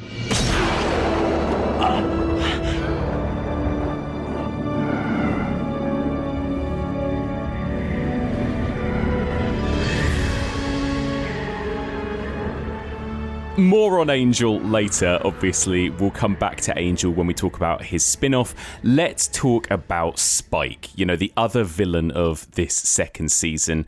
Also a vampire, has this history with Angel, and also has this kind of strange connection with Buffy. In season 2, he's trying to kill her. Then by season 5, he's trying to sleep with her, and he goes through this very long, strange arc, right? And like you said, Josh, he is one of the absolute fan favourite characters. What is it, Alex, about Spike, do you think, that made him such a fan favourite? He's just very compelling. He's just got an amazing magnetism on screen. He's super fun.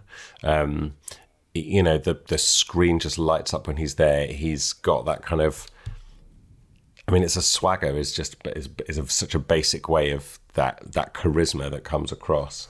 But he's also like really cruel and like nasty, and but also like a softie, and like just like a romantic, and he's everything. He's just everything. He's just big. You know, this big personality, big outfits, big hair. You know, the whole thing is just, it's just all there. And that's why I think, and obviously James Marsters' portrayal of him is brilliant.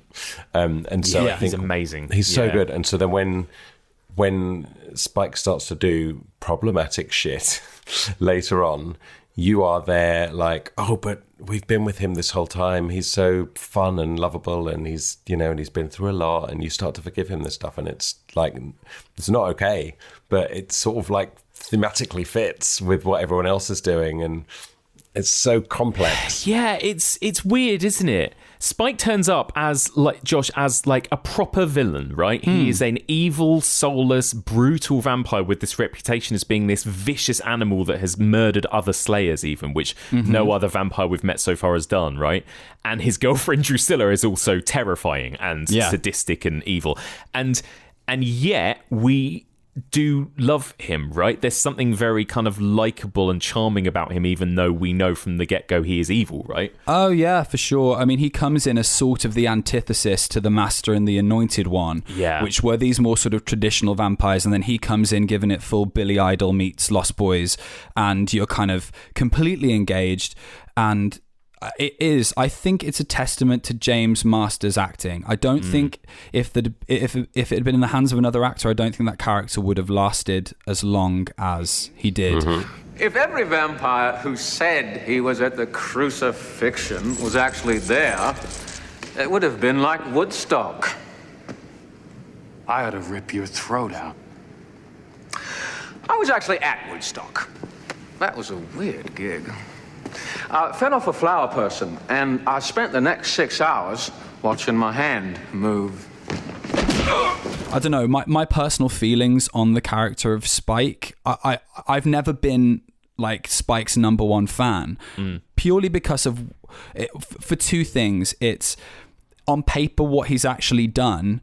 He is a monster and he is a villain, and the show constantly wants you to love him and like him, and it's interesting, but it's frustrating. Like it creates great conversation and debate like we're having now, but it's frustrating. But the thing that I find the most frustrating is kind of towards maybe season 4 onwards, when Spike's back in it a little bit more full time.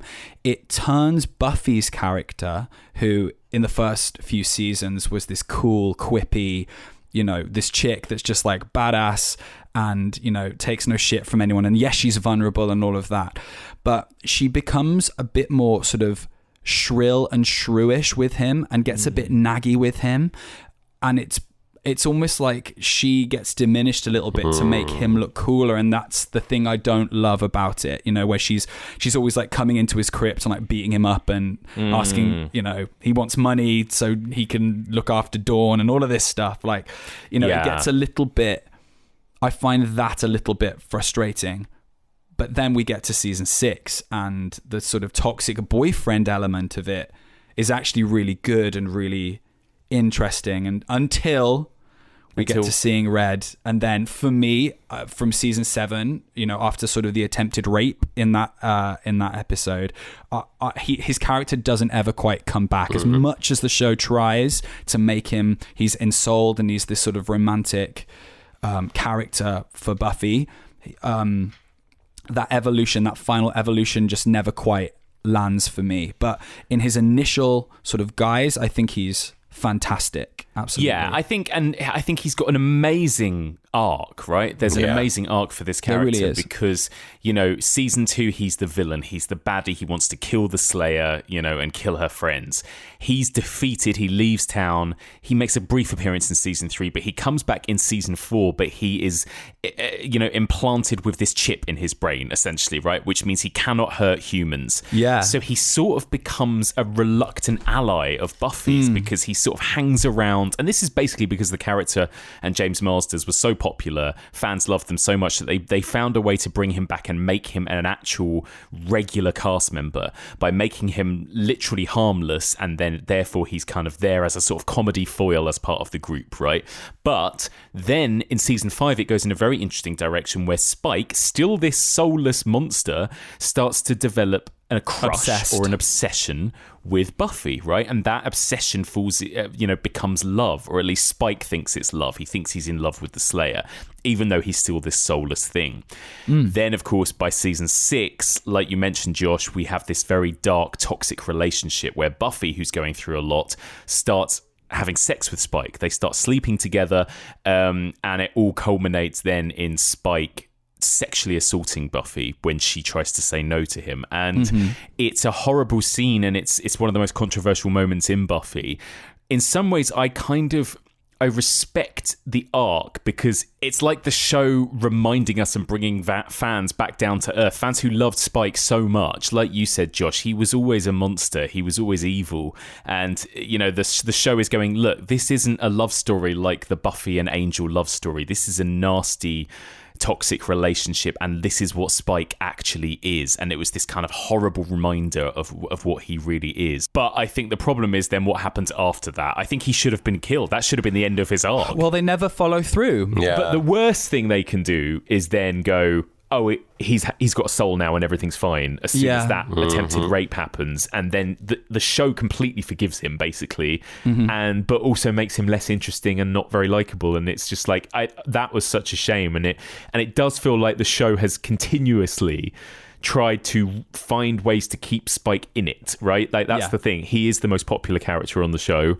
Therefore, how do we keep him in it without killing him off? Because he's still evil, but we like him. So all of these different reasons they come up with to bring him back over and over again, including making him a ghost on Angel after he's finally been killed. Like, they're constantly finding ways to when he dies, it doesn't even take. Exactly. So it's interesting, but it is the one thing where you can see the writers kind of desperately constantly trying to find ways to bring him back into the world, don't they? You know, if he's getting the audience in, if he's keeping everyone employed, because the audience loves Buffy, quote unquote, you know, hashtags Buffy, you know, if they love that and it's getting audiences in, then of course keep him around. But on a show called Buffy the Vampire Slayer, when you have the lead character be, you know, involved in a sexual assault and then never sort of see that from her point of view, it's all from his. It's like, what have I done? I now must go seek redemption. It sort of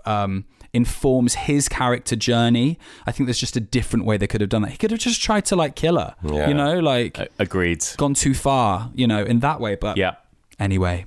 It's weird, isn't it? It's very weird. But yeah, let's move on. I mean, I think what's really interesting is that, you know, we spent a lot of time talking about Angel and Spike as our two main vampires, and we have our vampire villains in the first 2 seasons. But after season 2, it's not very vampire-centric. It's not very vampire-y, is it? Yeah. But, you know, season 3, which is so many fans' favourite season, right, is doesn't really have vampires as its villains. Josh, after season 2, does the show stop caring about vampires? I think it does, yeah. And I don't think it ever was about vampires. It's about Buffy. It's about her growing up, and it just uses vampires in those first 2 seasons specifically, because I think it didn't know the scope of what it could accomplish.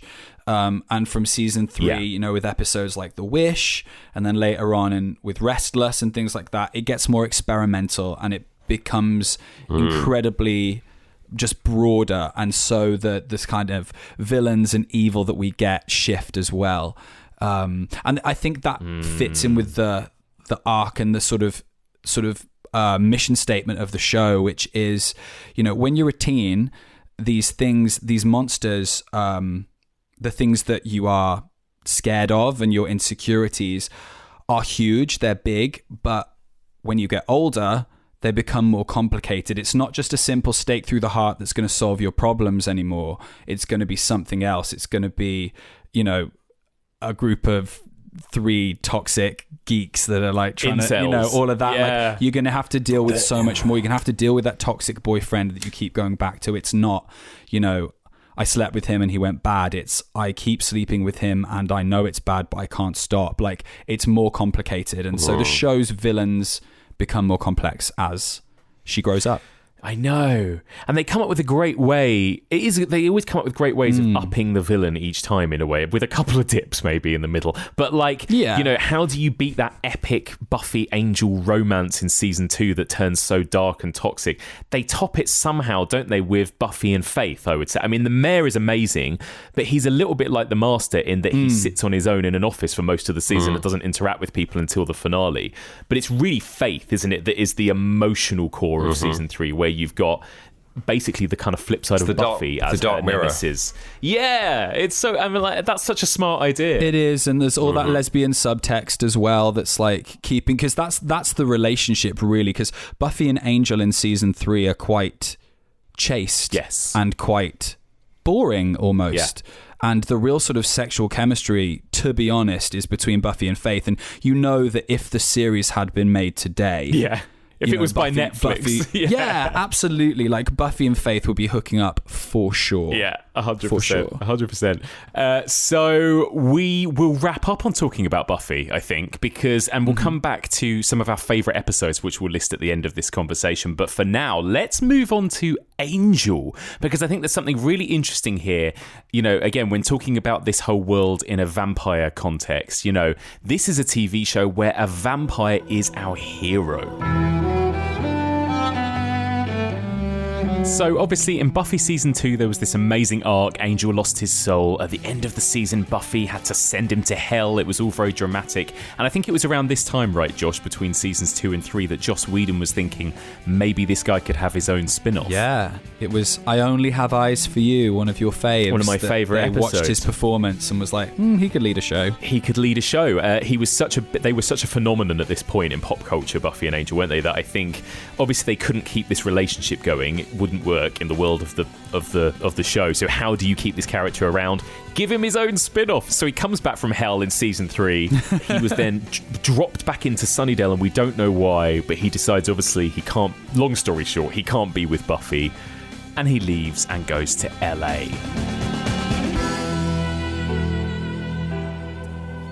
So we'll talk about specific plot elements of Angel as we go, but the basic premise is, right, he is in LA. Cordelia from Cordelia Chase, a previous Buffy character, also arrives in LA. Soon enough, Wesley, the Watcher from Buffy, also arrives in LA. The three of them team up. They form Angel Investigations, a kind of detective agency where they help people and save people from demons, monsters, vampires, whatever else. They also charge money for it, so it's actually a business called Angel Investigations. And I guess it's a kind of like grittier version of Buffy. It kind of explores the LA underworld, the underbelly, not just demons and vampires and monsters, but also people and the way in which this world works on a kind of grander scale, I suppose.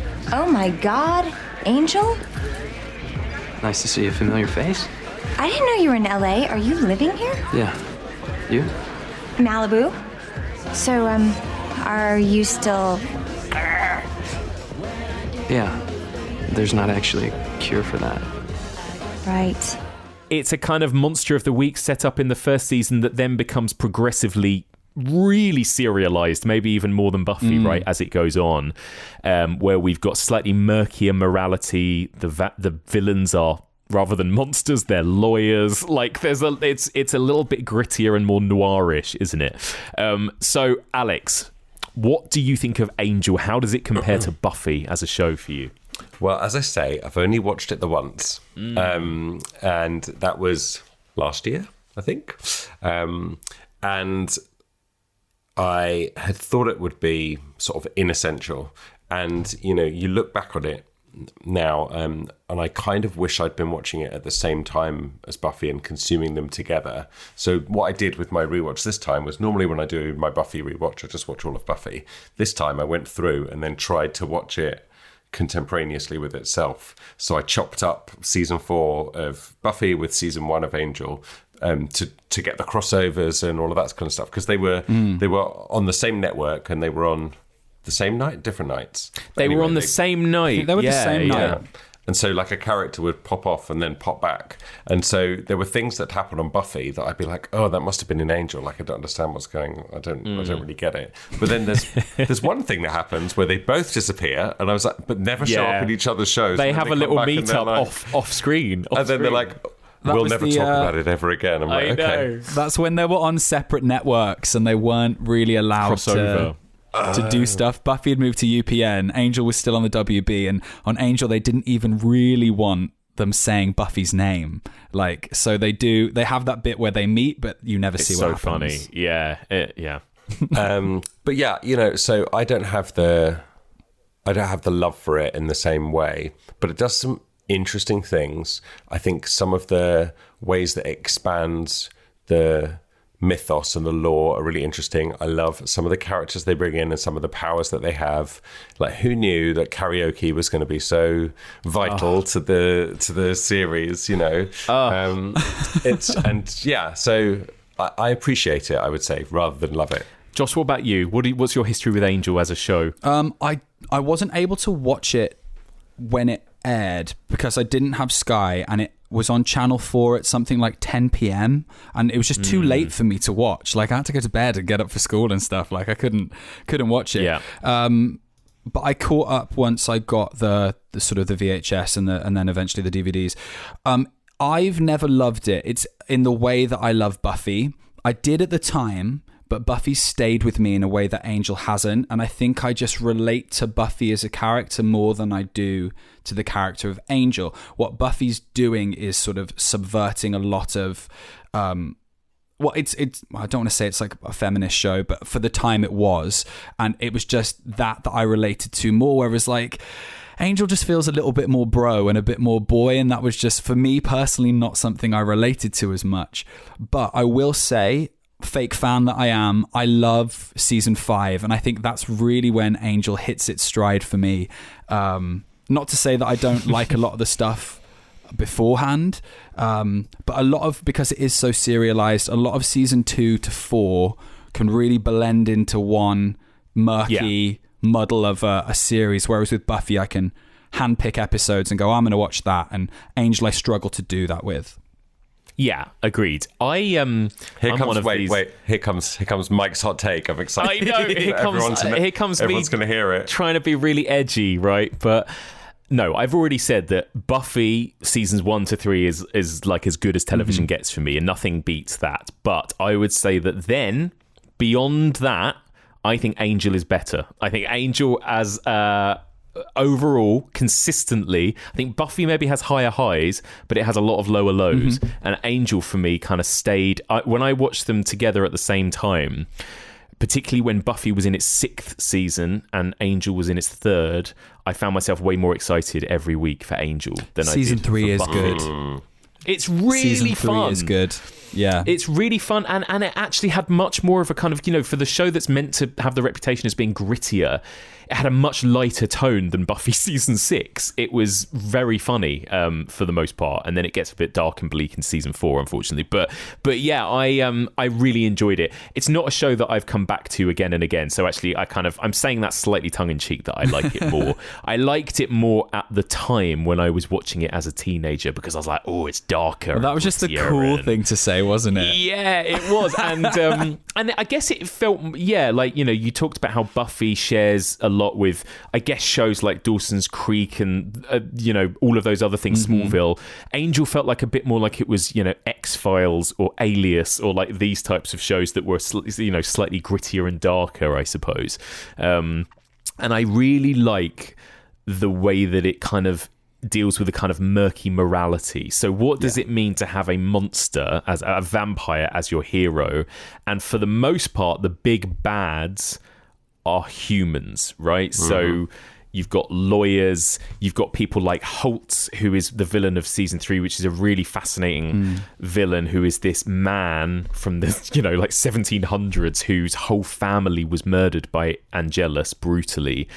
And he became a kind of vampire hunter because of that. And he's been transformed through time for whatever reason, and turns up in the present day, and he wants to kill Angel, and he kind of has good reason to. And it's like, how do you deal with that? Can you kill the human villains and all this? And I kind of liked the way where the story went in that regard. But it does become incredibly convoluted, and it gets super serialized by season 4, where they then kind of have to hit the reset button. And like you say, Josh, season 5 is entirely different, even in its look. It's like brighter season 5, isn't it? Yeah. So I can see that it's got its weaknesses, and I think, especially since some stuff has come out about Joss Whedon and Charisma Carpenter and what she went through, I think that puts a bit of a dampener on some of those storylines and arcs and in-world stuff that we see in the later seasons of... It puts a dampener on it, but it also helps to explain why it's so weird.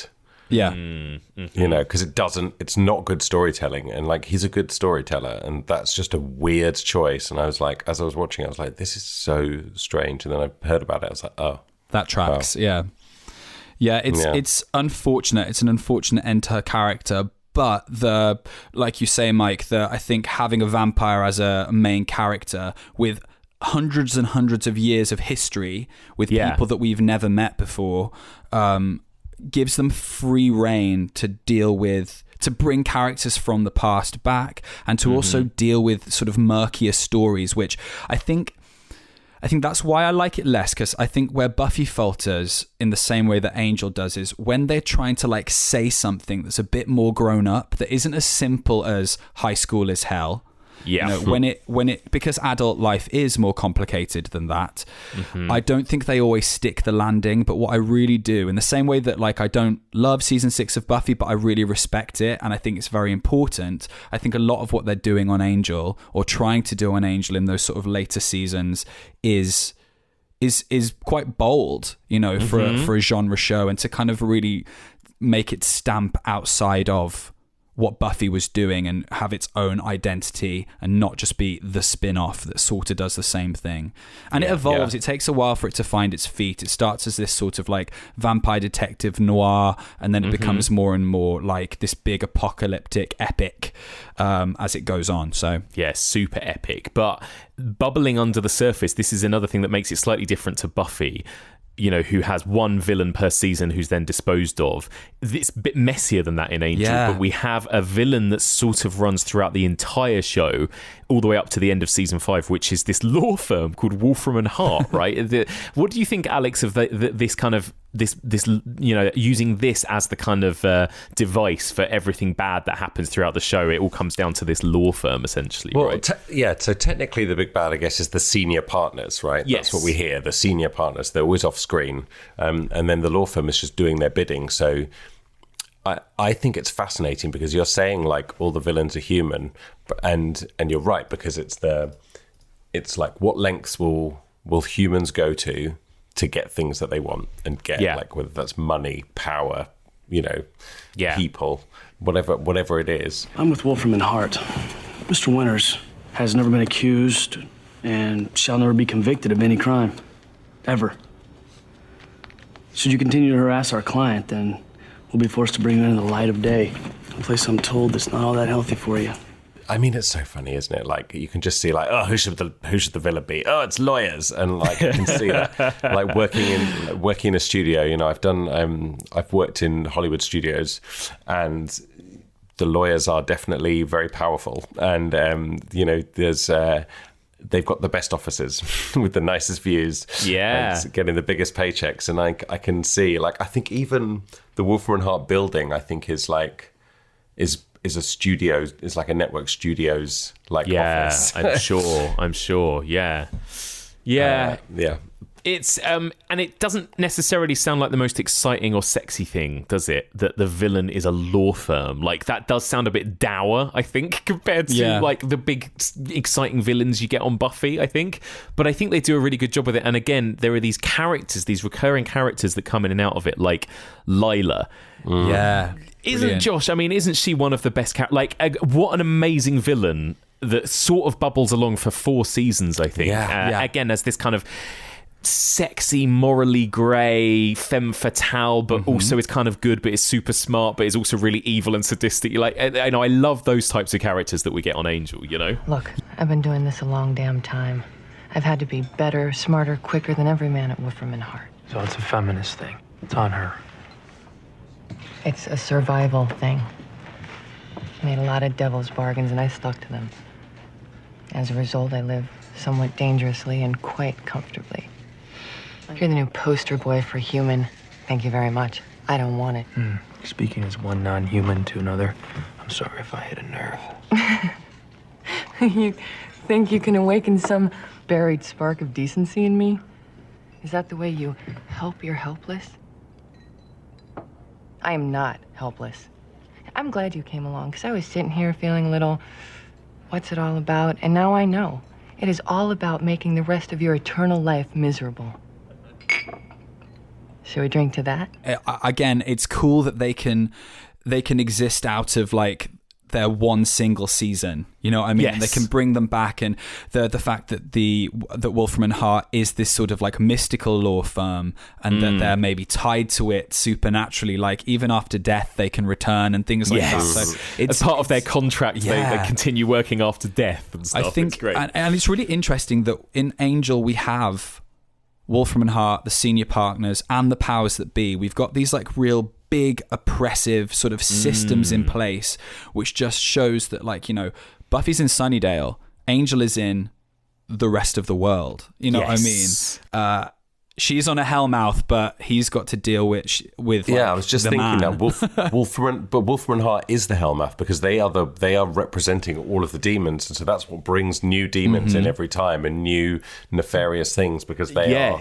You know, everybody, even a demon needs a lawyer, right? Right, and also, but that's the other thing about Angel is that it creates this kind of like functioning world of good and evil working together, right? And it feels like it expands the universe in a lot of ways. Like you mentioned, Alex, there's a karaoke bar that we discover in season 2 where demons and humans can go and sing karaoke together, and there's like a mystical spell on that place where you can't hurt each other, so they live in harmony. There's like demon bars, there's demon like fighting rings, there's like like kind of drug dealer type situations. There's like it introduces you to these different facets and different areas of how demons and vampires and humans all function together, and they're all able to function because of this evil law firm basically that helps them. And it makes Sunnydale feel small and quaint by comparison, because you get a little bit of that on Sunnydale. You know, you've got the kitten poker or whatever else is going on. You know, it's all it's kind of small fry compared to what's happening in LA.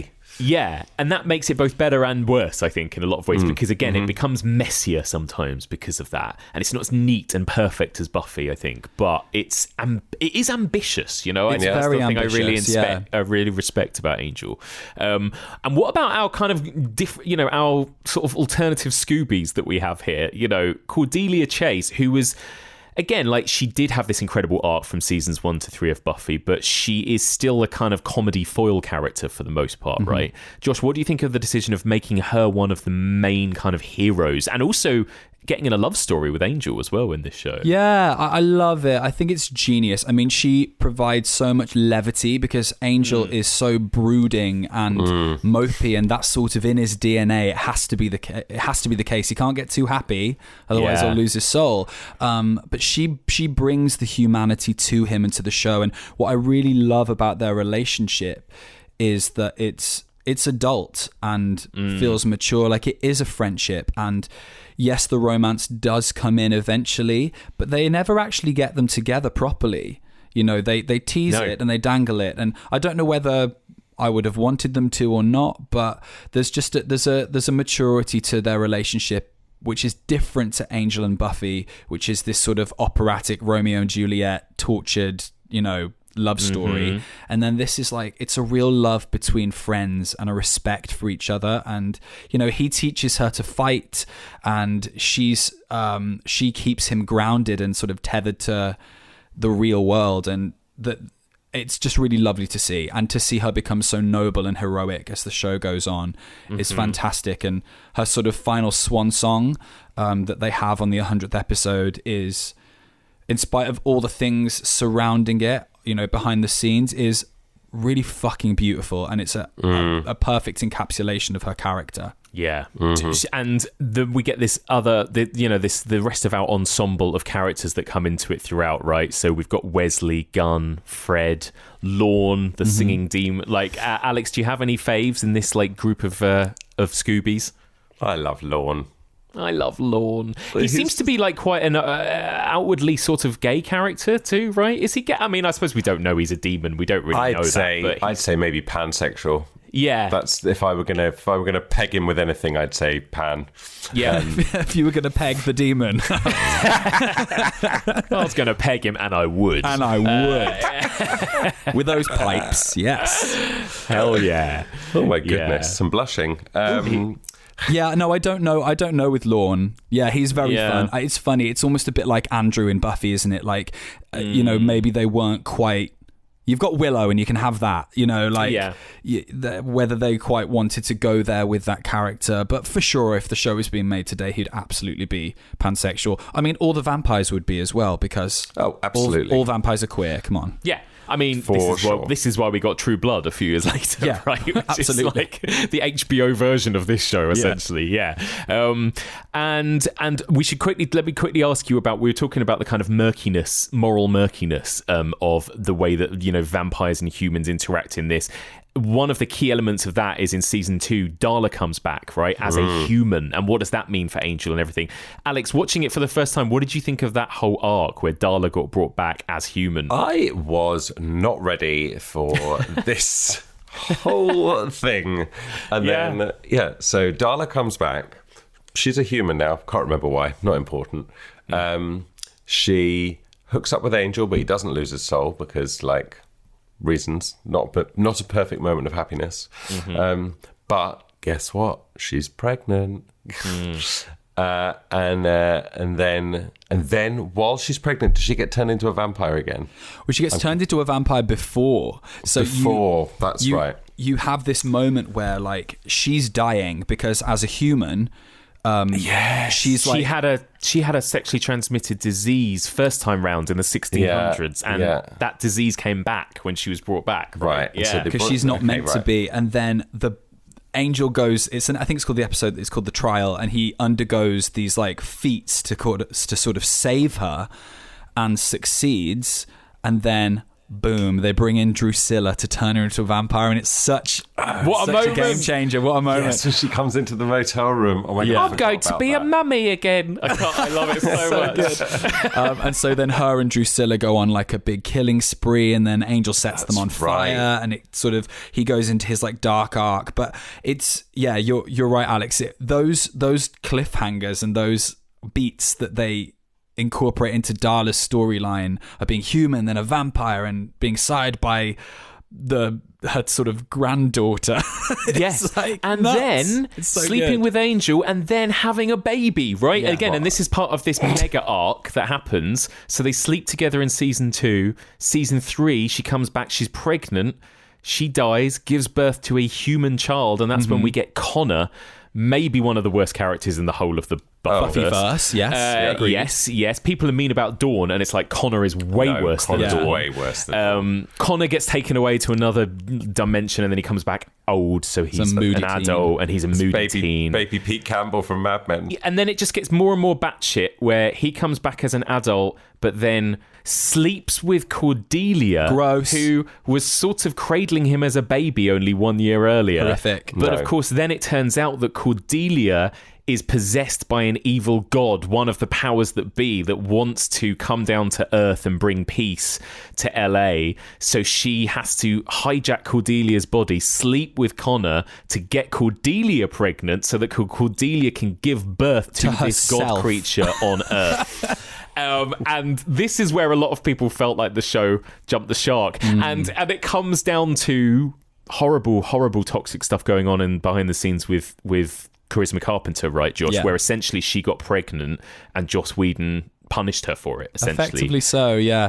And it's a trope that you see in Angel a lot, actually, that some of the strongest and most sort of beloved female characters die in childbirth, because it also happens to Fred. She gets sort of taken over by this host that hollers her out from the inside, and then she dies.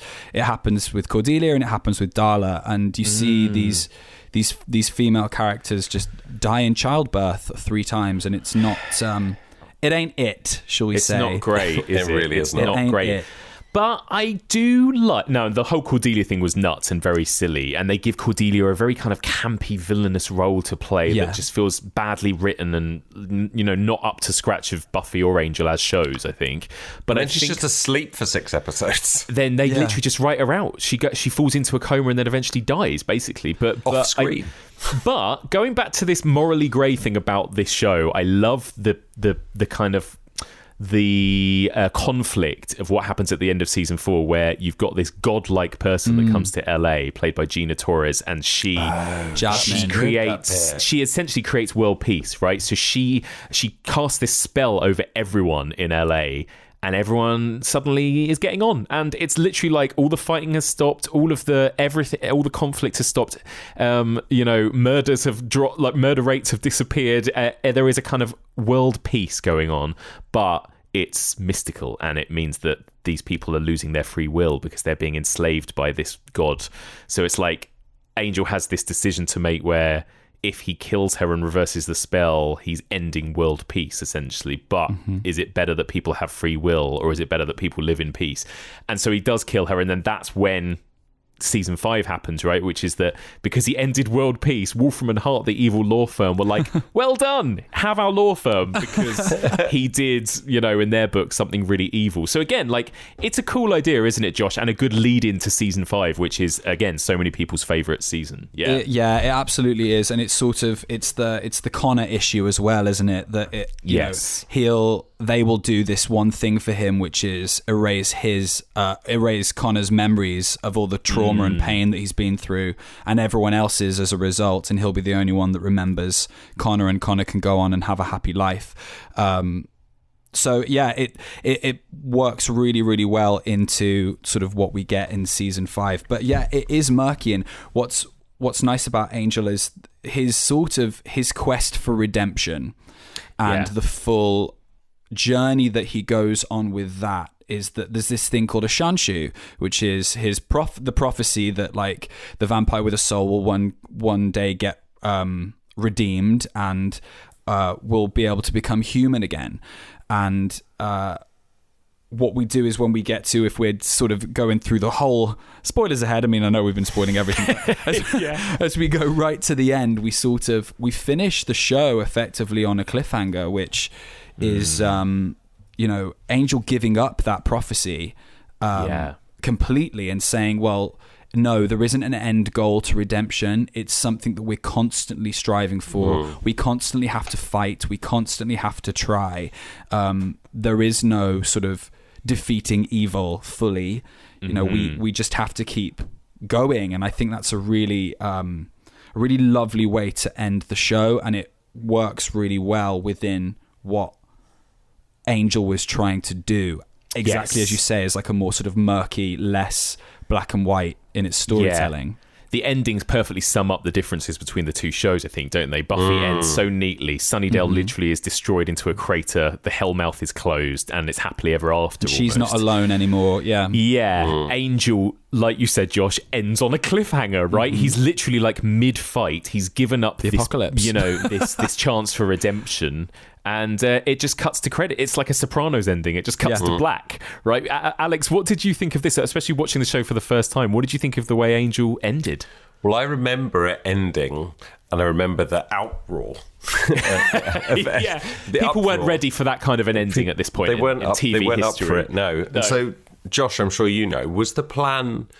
Were they leaving it open just in case they got a season 6? Or was this always just like it was the full stop and we're done? No, they found out halfway through season 5 that they were going to be cancelled because I believe Joss, for the first time, they were always on the bubble, I believe, which means that they may or may not have got a season. And he was like, it's 5 years. Our ratings are still just as high. And he basically asked for them to confirm that they were going to have a season 6 and said if something along the lines of if they didn't, then that was that. And they called his bluff and went no, because I think Angel was a very expensive show to make as well. Yeah, lots of night shoots, especially lots season of fights. 5. All of this, it was an expensive show, and yes, it had good ratings, but it wasn't sort of balancing out with how much they were spending, and so they were like, no, sorry, bye. And so what they then did, which is why I think the end of season 5 is so strong, is that they were like, right, we're wrapping this up for good then, and they knew sort of like 12 episodes in advance, let's wrap this up. So no, they didn't. It was when they started killing them all, basically, like you said, they kill off Fred, and then they send Gunn to like a sort of suburban hell dimension, and it's this sudden realization. I love that one, but it's this sudden realization. I think there's a moment when Lindsay, the character, says to them by about episode 20, he's like, you keep expecting this war to happen, but you're in the middle of it. You're already 3 soldiers down, or something like. They were talking about like they've all been slowly being killed off, and it's happening under their noses while they're in the sort of belly of the beast in Wolfram and Hart. It's pretty cool. It's a good ending, isn't it? I think it's an unsatisfying but kind of smart ending. I think I would have loved a season 6 though. Oh, it would have been great. I'd love to have seen more. I'd love to. Or just a movie.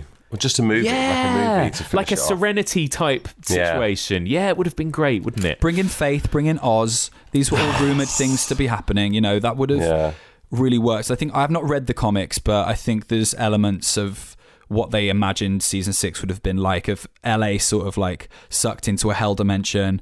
Wesley's still in it because he's contracted to the senior partners, so he's a ghost. Gun's a vampire. Like it's some great plot elements that I would have really loved to have seen in a season 6 that we never got, but you know. And I will say, FYI, just before we wrap up, going back to the Spike moaning, is that's my least favourite part about the last season of Angel, is that they make Spike such a main character, and so much of a main character that I think other characters lose screen time, and also they start to, I guess it's kind of interesting, but I found it kind of frustrating that they started being like, well, maybe Spike is the champion with the soul, not Angel. And I was like, just get rid of Spike, please. They kind of Buffy season 4 him a little bit as well. He becomes like the annoying neighbor again, like because they don't quite know what to do with him at first. So we're gonna have to wrap up because we're approaching 2 hours, but I do want to finish. Classic us. I do want to finish by talking. You know what I'm going to try and do is give listeners out there a few recommendations for some of the best episodes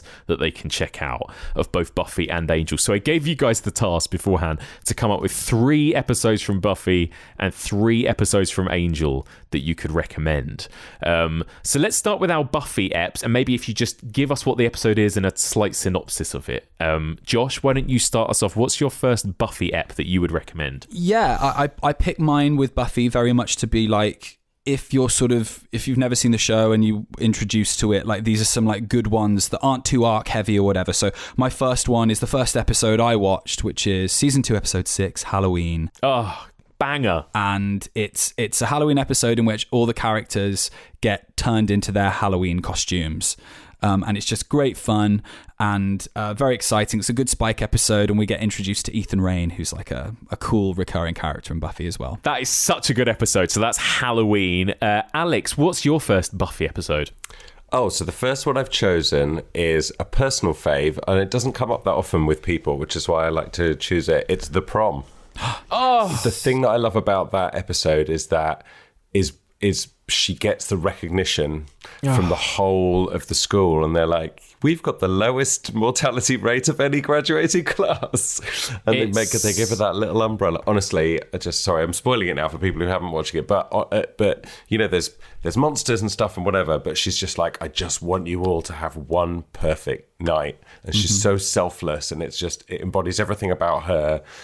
But she gets recognised, and she gets to dance with Angel. It's super sweet. Sarah Michelle Gellar's favourite episode. Is it? It's just perfect, isn't it? It's just a perfect episode. And what a perfect kind of... It's like a penultimate episode to the big battle finale, isn't it? And it's just what a perfect thing that episode was. Josh, I take it you're a fan of The Prom as well. Huge fan. I mean, it's season 3, so I'm going to like every single episode. But yes, it's a gorgeous episode, gorgeous send-off, banging soundtrack. Everyone looks amazing. It's great. It's so good. So that's The Prom. My first one, you mentioned it already earlier, Josh. It's a episode from season 2 called I Only Have Eyes for You. I love a ghost story. It's my favourite subgenre in horror. This is like a proper poltergeisty ghost story. There are ghosts in the school haunting people that are possessing them and kind of reenacting this horrible shooting incident that occurred in the 1950s. And it's a great episode. It's got lots of spooky scares, but again, it's got this incredible emotional core to it. And the way that this Monster of the Week story ties in with the Buffy Angel tragic romance is genius. It's genius. It's like, I feel like it's not listed enough as one of the best episodes, but I think it's one of the best kind of Monster of the Week episodes from the high school Agreed. years. I love it. It's one of my faves. So good. So that's I Only Have Eyes for You. Josh, what's your next Buffy ep? Mine is season 3, episode 18, Earshot. In this episode, Buffy gets infected with the blood of a demon and ends up with the power of telepathy, so she can read people's thoughts. And what starts out as quite a comedic episode turns into something really profound. It was around the time of Columbine, and I think the episode actually got pulled. It did, and then got aired later on. But there's just a really gorgeous scene between Buffy and Jonathan, who's like a recurring character, a nerd that then comes back as a villain in season 6. But it's a great metaphor episode, and one of the things that she says is that, you know why no one's listening, no one cares about your pain because they're too busy dealing with their own. And if you could hear what was going on in their heads, you would realize that it's deafening. And that stayed with me forever. I think it's a really beautiful episode by Jana Spencer. It's so true. And it's very true. Yeah. And then that scene is just so brilliantly followed up by such a funny reveal of who the killer is, right? It's just so good. It's like perfect tonal balance. It's so good. Yeah. Amazing episode. So that's Earshot from season 3. Alex, what's your next? It's a bit cheeky because it's a two-parter. Perfect. But I'm going for This Year's Girl and Who Are You? Oh, great. Oh, because... Faith. Yes, it's a Faith Buffy body swap episode, and I just think in this, it's the acting for me is so good, and it's the point where you forget, like you haven't forgotten, but you've just sort of like because Sarah Michelle is so great, and then when she's playing Faith, playing what Buffy would be like. Yes. It's so good. I just love it. And it's not an entry-level episode because you need to know all the characters and their quirks and everything, but honestly, I just on my last rewatch, I remember it sticking out for me so much because I just really, really enjoyed how much fun they seem to be having with it as much as anything. And Giles. Tiny babies. Yes. So good. It's so good. And it's actually an amazing 4-parter. It's a great crossover. It's one of the best crossovers Angel and Buffy did as well, because Faith then goes on to do 2 episodes in Angel, and they're both brilliant Angel episodes as well. It's really, really good. Amazing. Good work. So that's This Year's Girl and Who Are You from season 4.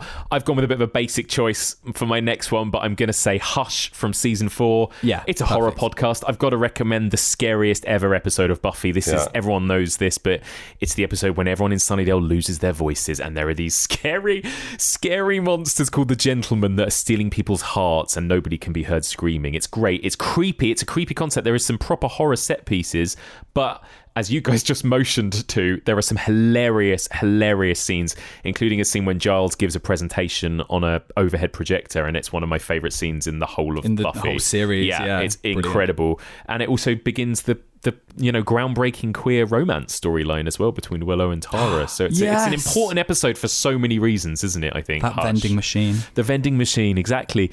So there you go. That's Hush from season 4. Josh, what's your next ep? I'm choosing rapid fire between 2, both in season 4, but I'm going to go with... Oh, we love season 4, don't we? Yeah, because those standalones are so good. Yeah. The arc might not be as strong, but the standalones are great.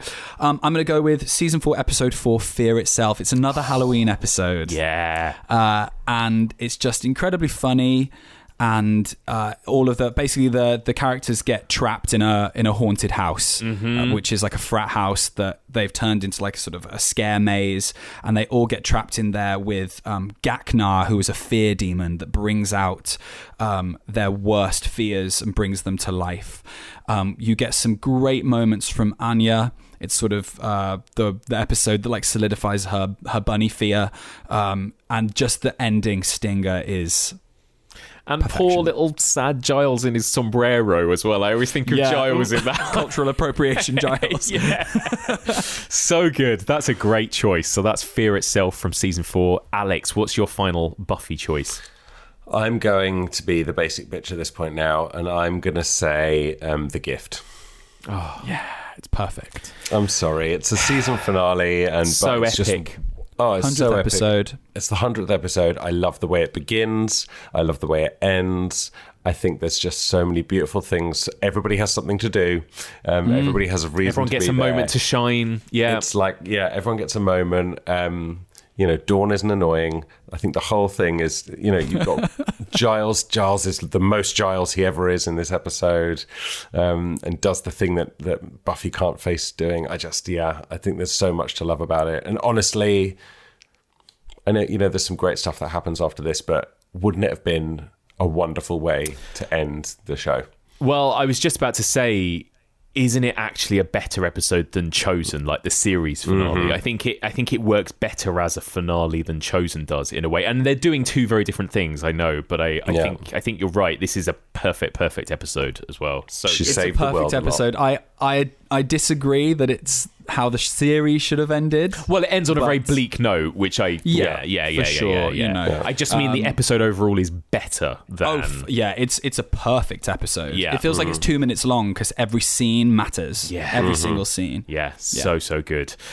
So there you go. That's... Oh, no, I haven't said mine. Yours. I've gone even more basic bitch than that one because I'm picking Season 6, Episode 7, Once More with Feeling, which just like my favourite episode of television of all time. I think it's just perfect. I've even paid to go see live performances of this episode. Like, I love everything about it. This is, of course, the musical episode.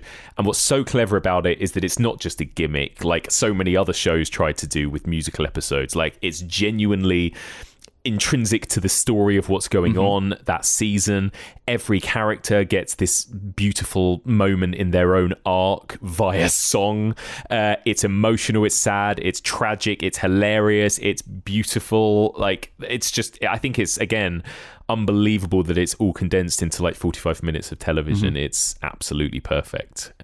So there you go. That's Once More with Feeling. There are millions of other episodes we could have. I feel like we've missed so many. We've not said Becoming, The Body, Restless, like loads of others, but you know, Innocence, what can you do? Passion, The Wish, Doppelgangland.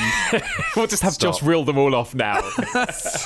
Just so you know, they're all amazing as well. So now we're going to quickly pick our 3 Angel episodes, and this is harder, isn't it? Like you said, Josh, it's harder to pick single episodes from Angel, but here we go. Let's give it a go. So, Josh, what's your first Angel episode? Again, I avoided the big ones. I went with some more standalones. First one is Season 1, Episode 5, Room with a View. It's a Cordelia episode. She gets a new apartment because her one in LA is all roach infested and horrible, and it's haunted by a ghost. And it's just a great moment for empowering Cordelia to sort of find her inner bitch again, and it's really good. It's such a good episode. Again, I love a ghost, I love a haunting, and this one is excellent. It's so good. Yeah, great choice. That's Room with a View. Alex, what's your first Angel ep? So I found this quite challenging because I've only seen them all once, but what I've done is chosen some things that sort of stood out to me, and so I can't remember what episode it is, but presumably we're doing spoilers in that, but the thing, there's a point where it's in the whole Connor of it all, and I think I've tracked it down. I've been like trying to track it down. I think it's either Sleep Tight or maybe Forgiving, but it's like Season 3. Yeah, some characters are doing some shady shit and stuff that never would have happened on Buffy. Is what makes Angel really interesting to me, is like when Angel turns on Wesley and he's like, I want you to know this isn't Angela speaking, this is Angel speaking, and then tries to kill him. Yes. Right, and that's Forgiving, yeah. That's Forgiving, yeah. So it's that whole thing there that I think it's just they really put the characters through the ringer in a really, like, they commit to that darkness in in the relationships as well as the themes. It's one of the darkest points in the whole of Angel, I think, that whole arc. There's like 2 or 3 episodes there, and I haven't talked about how Wesley is one of my favourite characters of the whole universe, but like his arc is amazing, and that is the moment when Wesley loses everything, basically, after he tries to save baby Connor but accidentally gets Connor kidnapped, and then, Angel tries to throttle him. It's pretty dark. It's pretty dark. Good choice. So that's Forgiving from Season 3. My first choice is, it's like a very basic Monster of the Week episode, but I think it's great. It's called Somnambulist from Season 1, and this kind of sums up initially, I feel like, what Angel kind of is. It's a very noirish serial killer thriller type of episode where they're trying to catch somebody who's murdering women, and it turns out to be a vampire played by Jeremy Renner, who Angel turned centuries ago. So with this kind of villain comes all of this guilt from Angel, in that Angel is sort of responsible. He was the one that turned him, and he was the one that trained him to be this killer. He was this kind of protege, this father figure. And so Angel has to kind of deal with that. And it's also a big turning point where this cop character called Kate, who he's kind of had a friendship with, discovers Angel's past, and that he was this monster called Angelus who used to do horrible things to people. So it's a good episode in the arc, but also it's just a cracking, dark, serial killery Monster of the Week episode. It's great. So that's Somnambulist. That's my first Angel pick. Josh, what's your next Angel pick? That would be Season 2, Episode 2, Are You Now or Have You Ever Been? Yes! It's great. It's a really lovely sort of character study of Angel, where we're sort of flashing back to 1952 at this hotel called the Hyperion, which becomes sort of like Angel home base from season 2 to season 4. So it introduces that sort of location for them, and it sort of deals with the paranoia and the sort of like the racism and the homophobia that was happening back then. And it's just a really refreshing episode because Angel's looking all 50s, it's just a different vibe, different style, but it's also got this really sort of dark twist towards the end, which sort of shows maybe where Angel, because when we see him in Buffy, we see him sort of eating rats and living in the streets of New York before he gets, his redemption arc begins. This sort of feels like, well, maybe that's the journey he was starting to go on to sort of get to his lowest point. Yes. It's great. It's a good one. Really good one. That's such a classic. Are you now or have you ever been? Alex, what's your next Angel pick? I'm going for the 100th episode, You're Welcome. Oh, yeah. Perfect.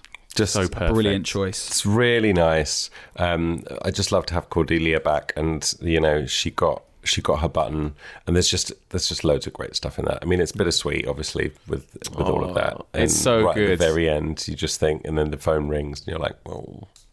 Yeah, incredible. So this is when Cordelia wakes up from her coma at the beginning of the episode, right? And this is after she had been written off after having a mystical baby, pregnancy, whatever. She'd been gone for however many weeks, and so it's just amazing to get her back, and she's proper Cordelia again in this episode. She is, and she gets Angel back on track because he's sort of been off kilter for the sort of first half of season 5, and then she comes in to for her one last mission, her one last vision is to like get him back on his path. And she gets some like fucking brilliant one-liners in it as well. The way she like takes down Eve, just Let's like go, cuts Lila her down Jr. to size. It's so good. So yeah, she's very Cordelia in it. It's a great choice. Such a good choice. That's You're Welcome from season 5. My next one, I've gone dark again. This is an episode called Billy from season 3. Love it. Such an amazing episode, and this is really dark, and it taps into the kind of the themes of sort of misogyny and that kind of thing that both Buffy and Angel kind of deal with. But it's about this privileged white boy called Billy, whose parents are congressmen. He's rich. He also happens to be this evil demon child who, whenever he comes into physical contact with another man, this man becomes this aggressive, toxic, male who then will behave violently to women. So he essentially kind of causes male violence on women, but never inflicts it himself. And I think he says, "I just like to watch." And it's a really, again, it's one of the darker episodes, and there's a horrifying sequence when Wesley gets infected that it basically turns into The Shining in the hotel, and then Cordelia, and it comes down to Cordelia as the woman who has to kind of confront this and actually kind of try and form an alliance with Lila, who is our sort of villain, but she's a woman, she's a human, and she's kind of sympathizing with the victims of this guy. And it's just again, it's just like, it's everything that Angel does really well, I think, that episode, isn't it? It's brilliant. Really, really good episode. So that's Billy from season 3. And then final choices then. Josh, what's your final Angel choice? My final Angel choice is season 5, episode 18, Origin, which is where Connor comes back. Oh yeah, Connor comes back. This has always been a favorite of mine, and again, I intentionally didn't pick the big ones. Like I've left some of the bigger the bigger ones to the side, and I picked a sort of more of a random one.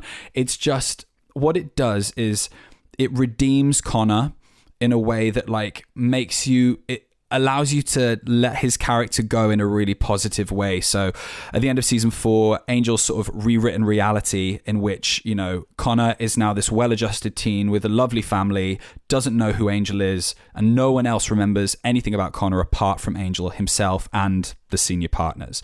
But then Connor gets brought back to Wolfram and Hart because a demon needs him to... Connor's part of a prophecy where he needs to kill Sajan, who's a demon from season 3. And so it brings back stuff from season 3 and 4 and just wraps it up in a really nice way.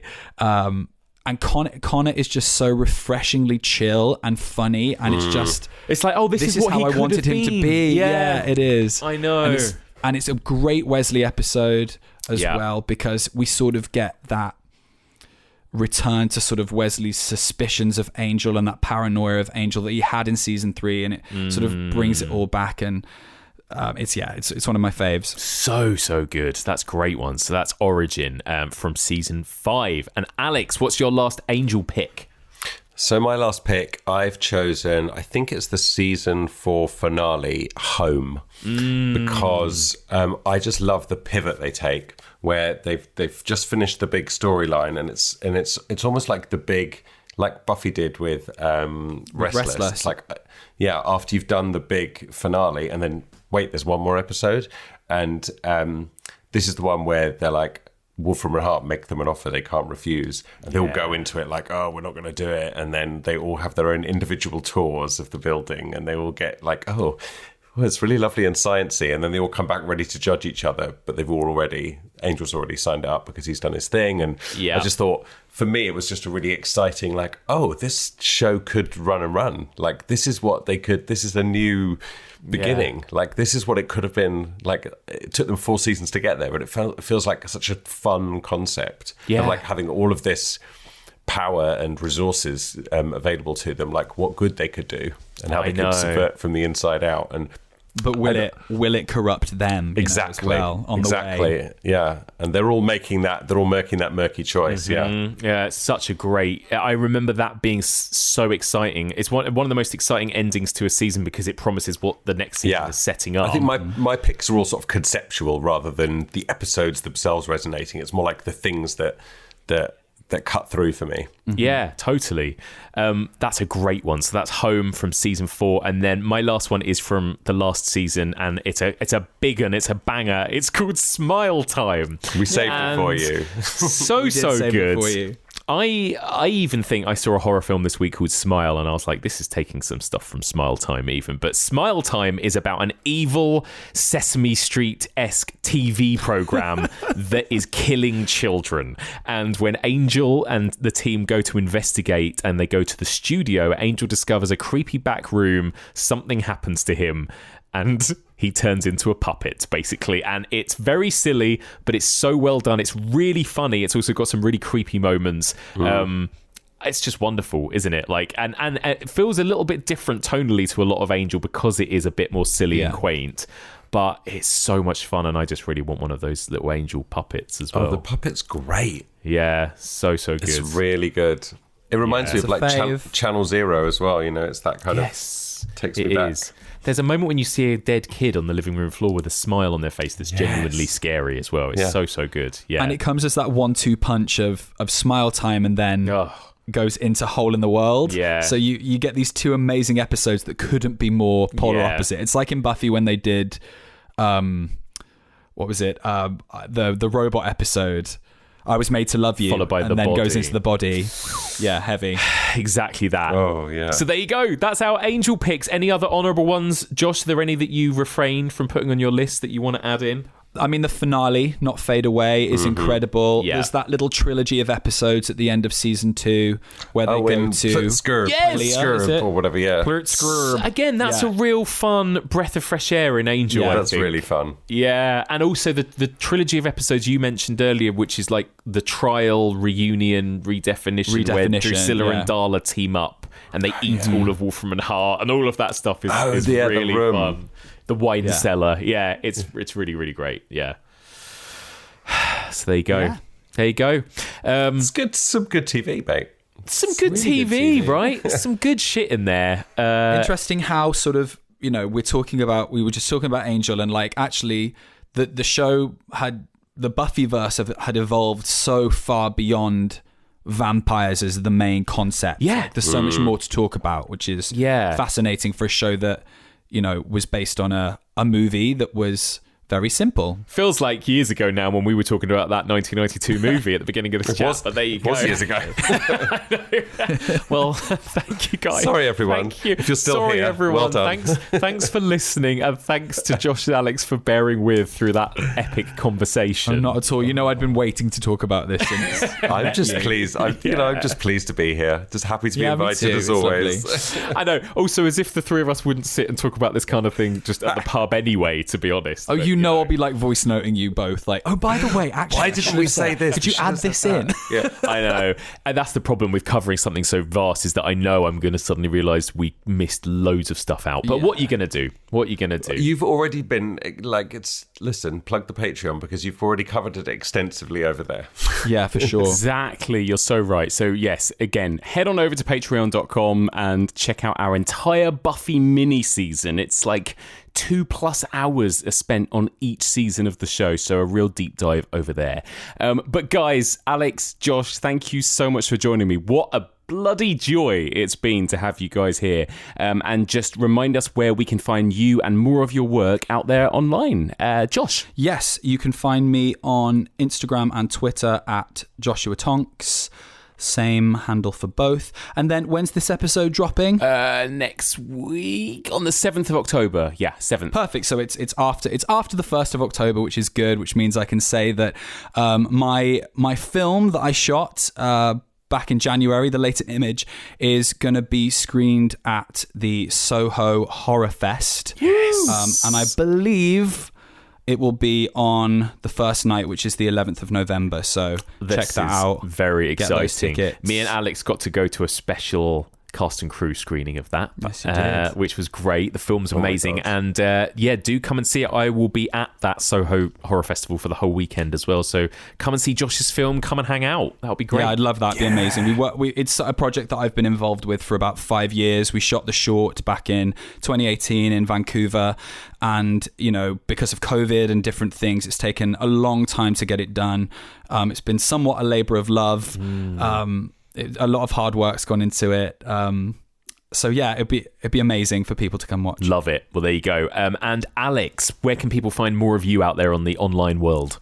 Well, yeah, I've also been shooting a film. It's coming. No, I'm just hanging out on Instagram and Letterboxd. Alex J. Ayling. No fun for me.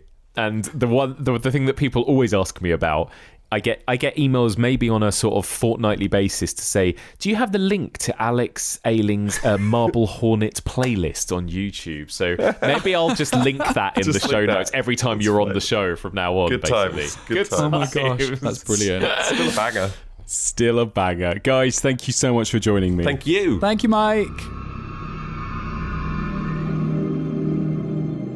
And that's it for this week's episode. Thank you so much for listening, and a big thank you to my brilliant guests, Josh Tonks and Alex Ayling. Oof, that was an epic discussion. I hope we made sense. We were all very excited. We love these shows so much, and it was such a thrill to get to chat to them. And sometimes we do just forget that we're actually on mic and we just talk like we're talking at the pub. So I hope it was coherent, and I hope you guys enjoyed listening.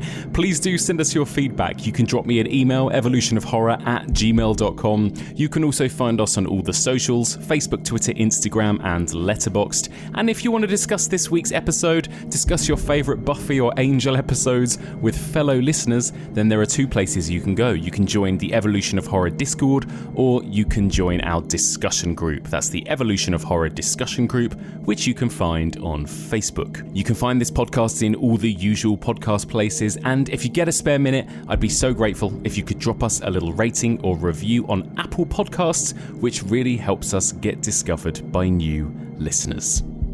Okay, onwards to next week. And next week, we're going back to a nice traditional double bill of movies. Next week, I'm going to be joined by the one and only Becky Dark to discuss two star-studded mainstream vampire movies from the mid-90s. Next week, Becky and I will be discussing Interview with the Vampire from 1994 and From Dusk Till Dawn from 1996. George Clooney, Tom Cruise, Brad Pitt, Kirsten Dunst, Antonio Banderas. What more could you possibly want? Join us next week for all of this and more on the Evolution of Horror.